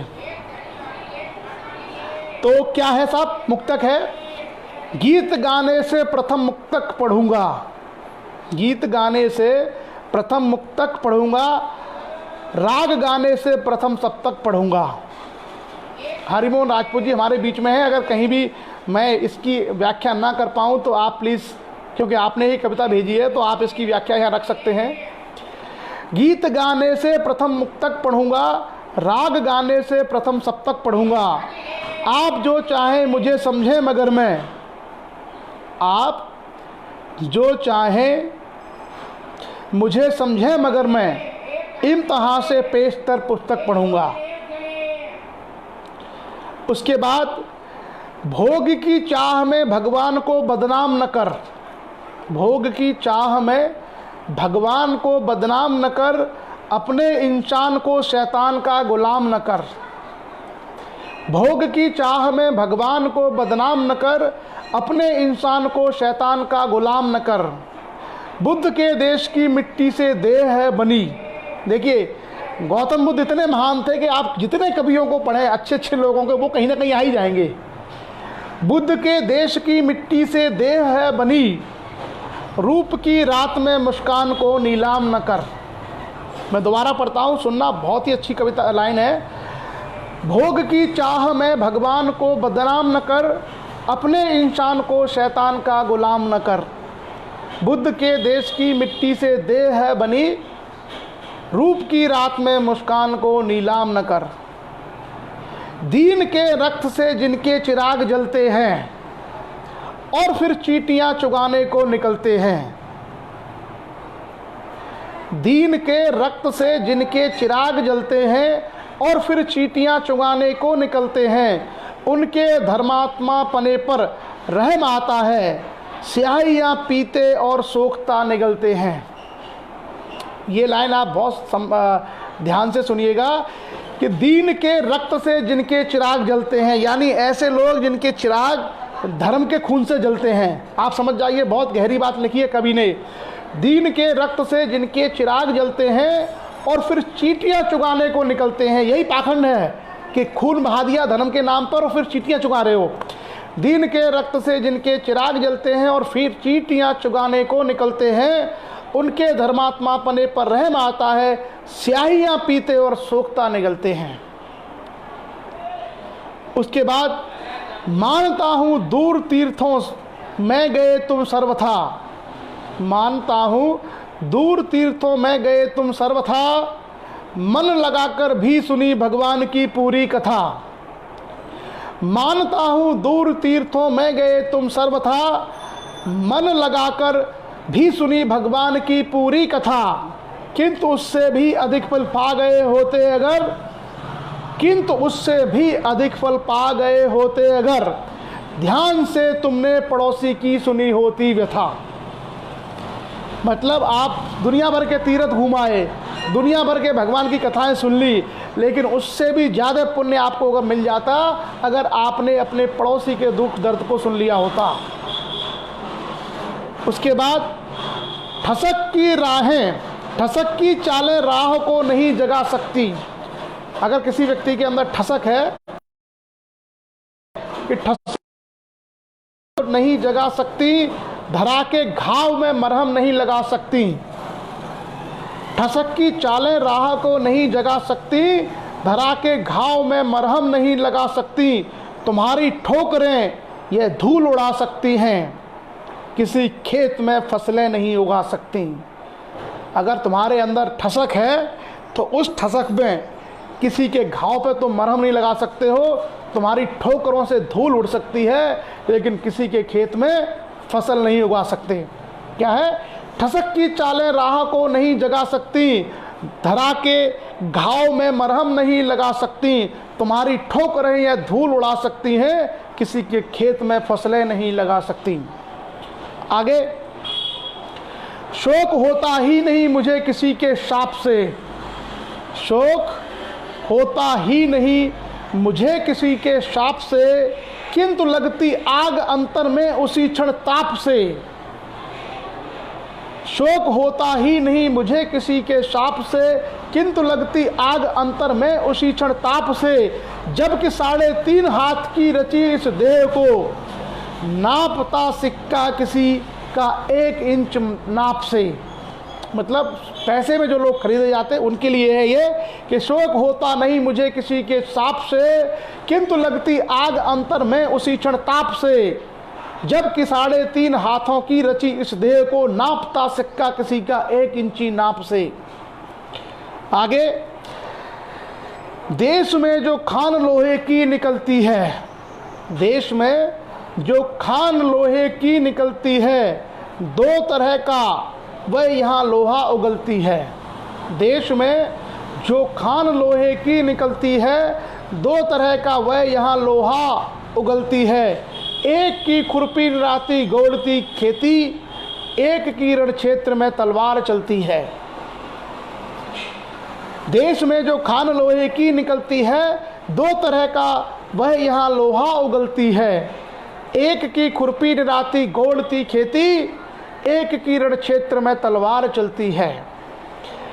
सर्प की फुफकार लेकर आप आए हैं, बहुत ध्यान से सुनिएगा। सर्प की फुफकार लेकर आप आए हैं, दीप के निर्वाण का संदेश लाए हैं। सर्प सी फुफकार लेकर आप आए हैं, दीप के निर्वाण का संदेश लाए हैं। पर बुझाने से प्रथम यह तो कहो अब तक, आपने कितने बुझे दीपक जलाए हैं। क्या खूब, बहुत सुंदर कि सर्प की तरह फुफकार मार के आप आए हो कि मैं दीपक को जला दूंगा। उस पर कवि ने कहा है कि आप ये तो बताइए कि आपने बुझाने से पहले कितने दीपक जलाए हैं। आप सुनिएगा, आपको अब स्पष्ट समझ में आएगा कि सर्प सी फुफकार लेकर आप आए हैं, दीप के निर्माण का संदेश लाए हैं। दीप का निर्माण मतलब दीप को समाप्त करना है, दीपक को। सर्प सी फुफकार लेकर आप आए हैं, दीप के निर्माण का संदेश लाए हैं। पर बुझाने से प्रथम यह तो कहो अब तक, आपने कितने बुझे दीपक जलाए हैं। और आगे, 5 के 95 मोती लपेटे बाग में, 5 के 95 मोती लपेटे बाग में, 5 दाने ही पड़े 95 के भाग में। 5 के 95 मोती लपेटे बाग में, 5 दाने ही पड़े 95 के भाग में। क्या अचंबा बांट के असमानता यूं देख कर, आज का कवि आग की फाग गाए राग में। ये उस स्वार्थ के ऊपर है जहाँ लोग अपने अपने लोगों को देना चाहते हैं। और मैं हरिमोहन राजपूत जी से कहूँगा कि इसका वो अर्थ चाहें तो यहाँ स्पष्ट कर दें। वेरी गुड, कि 5 के 95 मोती लपेटे बाग में, बहुत गहरी बात है। 5 के 95 मोती लपेटे बाग में, 5 दाने ही पड़े 95 के भाग में। यानी 5 लोगों को 95% मिल जाता है और जो 95% लोग हैं उनको केवल 5% मिलता है। ये इसका अर्थ है। उसके बाद इस कविता की अंतिम जो लाइनें हैं वो इस तरीके से हैं। कला के पृष्ठभूमि की अमर कहानी हूँ, कला के पृष्ठभूमि की अमर कहानी हूँ, अतीत काल की निखरती हुई निशानी हूँ। कला के पृष्ठभूमि की अमर कहानी हूँ, अतीत काल की निखरी हुई निशानी हूँ। अदब से पेश आओ वर्तमान के पुतले, अदब से पेश आओ वर्तमान के पुतले, कि आज तेरे लिए मैं भविष्यवाणी हूँ। बहुत सुंदर, बहुत अच्छी कविता हरिमोहन राजपूत जी। सामाजिक विमर्श को आपने कविता के माध्यम से हम लोगों के मध्य पहुँचाया, इसके लिए सभी श्रोताओं की ओर से और सभी लक्ष्य परिवार की तरफ से मैं आप सभी का आभार व्यक्त करता हूँ। हमारे बीच में नरेंद्र सिंह मगन हैं, आप भी एक साहित्यकार हैं और आप जो है कासगंज के रहने वाले हैं। बहुत सारे लोग हैं। मैं सब लोगों से कहूँगा कि आप लोग अगर थोड़ी थोड़ी रचनाएं दिन में बैठ के 4 लाइन की 10 लाइन की अगर भेजते रहेंगे तो हम उन रचनाओं को भी आपके बीच में रखेंगे। डॉक्टर नारायण पटेल ने भी हमें एक छोटी सी कविता भेजी है, उसका भी हम लोग किसी सेशन में उसको भी हम लोग रखेंगे। तो आप लोग इसी तरीके से सार्थक चीज़ें हम लोगों के बीच में रख सकते हैं। और देखिए, इसमें कहीं से भी जो इतनी हमने चर्चा की है, लगभग 1.5 से पौने 2 घंटे की चर्चा हम लोग की है लगभग अब तक, कहीं भी ऐसी चीज़ नहीं है जिससे हमारा नुकसान हो, कहीं भी ऐसी चीज़ नहीं है जिससे हम लोग बोर हो जाएं। लोगों को क्या है कि जो चीज़ें समझ में आती हैं, जो सरल होती हैं, जो आसान होती हैं, जो शॉर्टकट होती हैं, वो चीज़ें लोगों को जल्दी आकर्षित करती हैं। जो चीज़ें थोड़ी जटिल होती हैं, जो चीज़ें थोड़ी मुश्किल होती हैं, वो लोगों को समझने में थोड़ी सी, उसको ग्रहण करने में थोड़ी सी कठिनाई होती है। आपने देखा होगा कि कुछ लोग संस्कृत के श्लोक सुना करके हम लोगों को आराम से बनाते रहते थे कि भाई ये है, ये है। वो आपने देखा है कि वो संस्कृत के जो श्लोक थे उसमें क्या है, उन्होंने कुछ श्लोक याद कर लिए, वो आपको आते नहीं समझ में, आपके लिए वो कठिन है, आपने उसको जानने का और समझने का प्रयास नहीं किया। तो आप ये समझिए कि जो कठिनता है, अगर किसी चीज़ को कठिन चीज़ें आती हैं तो वो दुनिया भर में प्रभाव पैदा करता है। वो क्या है, वो अपना इम्पैक्ट क्रिएट करता है। तो जिसको संस्कृत के श्लोक नहीं आते थे, और हमारे जो दादे परदादे थे जो गाँव की भाषा बोलते थे, वो संस्कृत श्लोक जानने वाले, कठिन भाषा जानने वाले लोगों की बातों को मानते रहते थे। इसलिए मैं समाज से हमेशा ये अनुरोध करता हूँ कि कठिन चीज़ों को जानिए। सरल चीज़ें तो आप जान जाएंगे, जिस दिन आप कठिन चीज़ों को जान जाएंगे उसके बाद आपका व्यक्तित्व प्रभावी हो जाएगा। लोग आपकी बातों को सुनेंगे, लोग आपको स्वीकार करेंगे, आपकी बातों को मानेंगे। जितनी कठिन कठिन मुश्किल चीज़ों को हम लोग जानते और समझते चले जाते हैं, उतना ही समाज के लिए, राष्ट्र के लिए, लोगों के लिए हम लोग एक तरीके से स्वीकार हो जाते हैं। लोग उन बातों को सम्मान देना आरंभ कर देते हैं। तो थोड़ा सा हम लोग समय निकाल करके ये ध्यान रखें कि हम सभी लोग कठिन चीज़ों को भी पढ़ने का, समझने का और जानने का प्रयास करें। अंत में मैंने जो रामायण का क्वेश्चन पूछा था, रामायण का जो क्वेश्चन था वो आप सब लोग तैयार करके लाइए, मुझे बताइए उसका कि क्यों जो है उसमें यूनानियों का और शकों का उल्लेख है। वाल्मीकि ने लिखा है, और जबकि रामायण को इतना पुराना कहा जाता है, उसमें ये यूनानी कहाँ से आ गए, ये शक कहाँ से आ गए। मैं हिस्ट्री का स्टूडेंट हूँ तो मैं बता दूंगा आपको आंसर क्या है उसका। इसलिए मैं अमूमन धर्म पर चर्चा नहीं करता हूँ, क्योंकि लोगों को वो सत्य स्वीकार नहीं होगा। और हमारे समाज के साथ भी अपनी एक बहुत बड़ी समस्या रही है कि हमारे समाज में एजुकेशन का लेवल इतना कम रहा है कि अपने लोग भी उन चीज़ों को एक्सेप्ट नहीं कर पाते। बहुत समय लगेगा, पीढ़ियाँ लग जाती हैं इसको समझने के लिए। आप देखिए, जब अंबेडकर ने क्या किया, अंबेडकर ने लॉजिक की बात की, डॉक्टर भीमराव अंबेडकर ने संविधान की बात की, लॉजिक की बात की, विज्ञान की बात की। तो आज से 1956 में उनकी डेथ हुई थी, 1956 में। और उनके जो अनुयायी थे, डॉक्टर भीमराव अंबेडकर के अनुयायी लोग 1930 से 1925 से बनना आरंभ हो गए थे। तो 1925 से लेकर 2025 आने वाली है, तो ये 100 सालों में बदलाव हुआ है। उनके लोगों को लाभ इसलिए हुआ है, उनके लोग इसलिए आगे बढ़े कि उन्होंने 100 साल 90 साल पहले तर्क को अपना लिया, उनकी बातों को, उनके विचारों को अपना लिया। हमारे समाज में ये सारी चीज़ें चर्चा में से गायब रही हैं। अब जो युवा पीढ़ी है इसने डिस्कशन करना शुरू किया है, तो इसमें भी काफ़ी समय लगेगा चीज़ों को, रियलिटी को एक्सेप्ट करने में। जैसे आप लोग एक सिंपल सा अवधारणा देखना कि किसी व्यक्ति से बात करना, वो व्यक्ति ये कहेगा कि मेरी जाति सर्वश्रेष्ठ है। क्यों? क्योंकि वो उसको मान के बैठा हुआ है। तो जो ये नोशन है कि हमने कुछ चीज़ें मान ली हैं कि हम सबसे अच्छे हैं, हमारी ये चीज़ है, हम उस पर चर्चा नहीं करेंगे, ये सब कुछ सही है, इसमें कुछ भी गलत नहीं है, तो फिर उन चीज़ों को स्वीकार करने में बहुत समय लगता है। बहरहाल कोई बात नहीं, परिवर्तन सकारात्मक है और धीरे धीरे ही सही लोग अच्छी चीज़ों को, सच्ची चीज़ों को जानेंगे और मानेंगे। तो मुझे लगता है काफ़ी लंबा समय हो गया, 65 लोग अभी भी परिचर्चा में हैं। आप लोगों का बहुत धन्यवाद कि इतना धैर्य आप लोग रखते हैं और इतने लंबे डिस्कशन को आमतौर पर केवल विद्यार्थी सुनना चाहता है, जिसको कोई कंपटीशन वगैरह की तैयारी करनी होती है। अन्यथा हम लोग 15-20 मिनट के लाइव के बाद सब लोग बोर हो जाते हैं। तो आप सब लोगों ने इतना महत्वपूर्ण समय निकाला और अभी भी आप लोग जुड़े हुए हैं, तो मुझे लगता है कि आप लोगों के माध्यम से समाज में एक बड़े ज्ञान की विचारधारा पहुँचेगी और लोग अपने जीवन में आगे बढ़ने के लिए, अपनी आने वाली पीढ़ियों को शिक्षित करने के लिए प्रयत्नशील होंगे और इसमें सब लोग बढ़ चढ़ करके हिस्सा लेंगे। आप सभी लोगों का मैं बहुत बहुत धन्यवाद करता हूं और मैं चाहता हूं कि शिक्षा की, ज्ञान की बातों को हम लोग सोशल मीडिया इत्यादि के माध्यम से, लॉकडाउन का समय है, घरों में रहें, सुरक्षित रहें, लेकिन फिर भी एजुकेशन की चीज़ों को हम लोग सब जगह जगह पहुंचाते रहें।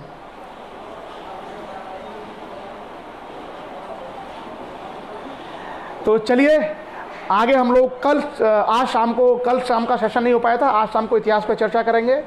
और मुझे लगता है बहुत सारे हाँ, कल याद दिला दिए, कल 14 अप्रैल को डॉक्टर भीमराव अंबेडकर की जयंती है, तो हम लोग एक स्पेशल एडिशन लेके आएंगे डॉक्टर भीमराव अंबेडकर, भारतीय संविधान और उनसे जो सीखने वाली बातें हैं उसका एक स्पेशल एडिशन लेके आएंगे हम लोग। आप लोग भी पढ़ के आइएगा, ये आप लोगों को पता चलेगा कि बहुत सारी चीज़ें आपको मिलेंगी बहुत काम की। मतलब आपको मैं इतना बता दूं कि भारत की जो जिसको हम बोलते हैं डेमोक्रेटिक इंडिया, जो संविधान पर चलने वाला देश है, संविधान पर चलने वाले डेमोक्रेटिक इंडिया में आप ये मान के चलिए डॉक्टर भीमराव अंबेडकर से बड़ा इम्पैक्ट किसी का नहीं है। अब हमारे समाज में क्या दिक्कत है कि हम लोग ज्ञान की पूजा करना नहीं सीखे हैं, तो हम लोग अभी भी अंबेडकर को उतना नहीं मानते, उतना सम्मान नहीं देते।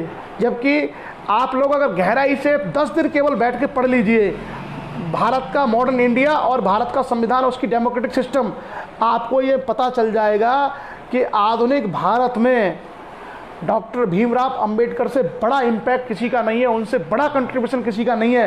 लोग अपनी अपनी बातें बढ़ा चढ़ा के कहते रहेंगे, लेकिन आप अगर निरपेक्ष करके उसका मूल्यांकन करना, और मैं ये बात इसलिए कह रहा हूँ कि हम तो वो हमारे समाज के नहीं थे, लेकिन फिर भी अगर ये बात मैं कह रहा हूँ तो आप ये समझ के चलिए कि न जाने कितने करोड़ों लोगों का जीवन उन्होंने उद्धार कर दिया। हम लोगों को इस तरह की चीज़ों को, इन तरह की सच्चाइयों को सम्मान करना चाहिए, उनको मानना चाहिए। तो चलिए आप सभी लोग इस चर्चा में जुड़े, आप लोगों ने कीमती समय दिया।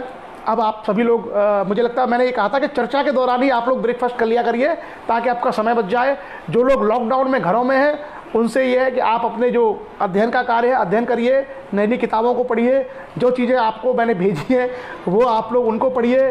संविधान में PDF हमारे पास है और बाकी तमाम सारी चीज़ें सॉफ्ट कॉपी में PDF में है, जो लोग पढ़ना चाहें वो पढ़ सकते हैं। आप अपनी रुचि के विषय पढ़िए दिन भर, और आप अगर चाहें तो संविधान को भी पढ़ सकते हैं। आप यदि चाहें तो जो कविता लेखन है, कोई कहानी लेखन है, छोटी सी कहानी भी आप भेज सकते हैं लिख करके, 1 पेज की 2 पेज की, जो 15 मिनट में 10 मिनट में पूरी हो जाए, ऐसा भी आप कर सकते हैं।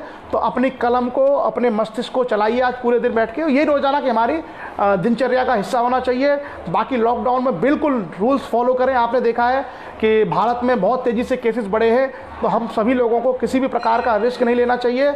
और साथ ही साथ जो हमारे पुलिस के सिपाही लोग हैं, जवान लोग हैं, उन सबको, डॉक्टर्स को, पैरामेडिकल को पुनः हम लोग सैल्यूट करते हैं। जो सब्जियों की सप्लाई कर रहे हैं, एसेंशियल गुड सब्जियां हैं, दूध है, जो आवश्यक वस्तुएं उनकी सप्लाई कर रहे हैं, उन सभी लोगों को भी हम लोग सैल्यूट करते हैं कि आप सब लोगों की वजह से घरों में बैठ कर के ये लोग अपने जीवन को संचालित कर पा रहे हैं। चलिए, धर्मेंद्र ने खाना बना लिया है। तो अच्छा, एक और चीज़ मैं कहना चाहूँगा। देखिए, इन 15-20 दिनों में आपने देखा है कि मदिरा का प्रचलन ख़त्म हो गया, पर्यावरण शुद्ध हो गया है, लोगों को उतनी बीमारियां नहीं हो रही हैं, लोगों को उतनी समस्याएं नहीं हो रही हैं पर्यावरण के अच्छाई के कारण। तो हम सब लोगों को ये सब चीज़ें ध्यान में रखनी चाहिए कि प्रकृति का सम्मान हमें सबसे ज़्यादा करना चाहिए। अगर प्रकृति को हम अच्छा कर पाएंगे तो आप देखिए प्रकृति हमारे लिए कितना अच्छा करती है, और प्रकृति का सम्मान करना, प्रकृति का संरक्षण करना, ये सब हम लोगों के भाव में होना चाहिए। तो चलिए, आज के सेशन को हम लोग यहीं विराम देते हैं। आज शाम आपको मिलते हैं 7:30 बजे इतिहास की चर्चा में, और कल डॉक्टर भीमराव अंबेडकर पर स्पेशल एडिशन। कल हम लोग संविधान की परिचर्चा नहीं करेंगे, क्योंकि संविधान के हम जनक की बात करेंगे, संविधान के हम जो रचनाकार है उसकी ही कल बात करेंगे। तो कल का पूरा सेशन डॉक्टर भीमराव अंबेडकर के ऊपर रहेगा। और भीमराव अंबेडकर ने संविधान तो बनाया ही बनाया, उसके अलावा इकोनॉमी के फील्ड में और सामाजिक न्याय में उनका क्या योगदान था। कैम्ब्रिज और कैम्ब्रिज में जो पढ़ के आए, वहाँ की उनकी एजुकेशन, उनकी डिग्रियाँ, उनकी रिसर्च, उन सब पे चर्चा करेंगे। बहुत कुछ आपको सीखने को मिलेगा, और उनका हम जीवन भी आपको बताएंगे कि किस तरह के पानी के लिए उन्होंने आंदोलन किया, छुआछूत और इसका संघर्ष किया। ये सारी चीज़ें हम लोग कल चर्चा करेंगे। आप लोग डॉक्टर भीमराव अंबेडकर को आज बैठ के पढ़ लीजिए, ताकि आप लोगों को चीज़ें आसानी से समझ में आए। तो आपकी चर्चा के लिए पुनः आप सभी लोगों का बहुत बहुत धन्यवाद। आज की चर्चा हम लोग यही समाप्त करते हैं। वो कह रहे हैं नरवरिया साहब के, अमर सिंह जी के खुशबू नहीं आई है सब्जी की। चलिए, अच्छा है, आप लोग भोजन करिए, स्वाध्याय करिए और जो भी परिवार के साथ आप खेलते हैं वो खेल करिए। तब तक के लिए शाम को आपसे मिलते हैं। आज का सेशन हम लोग समाप्त करते हैं। आप सभी का बहुत बहुत धन्यवाद। जय हिंद।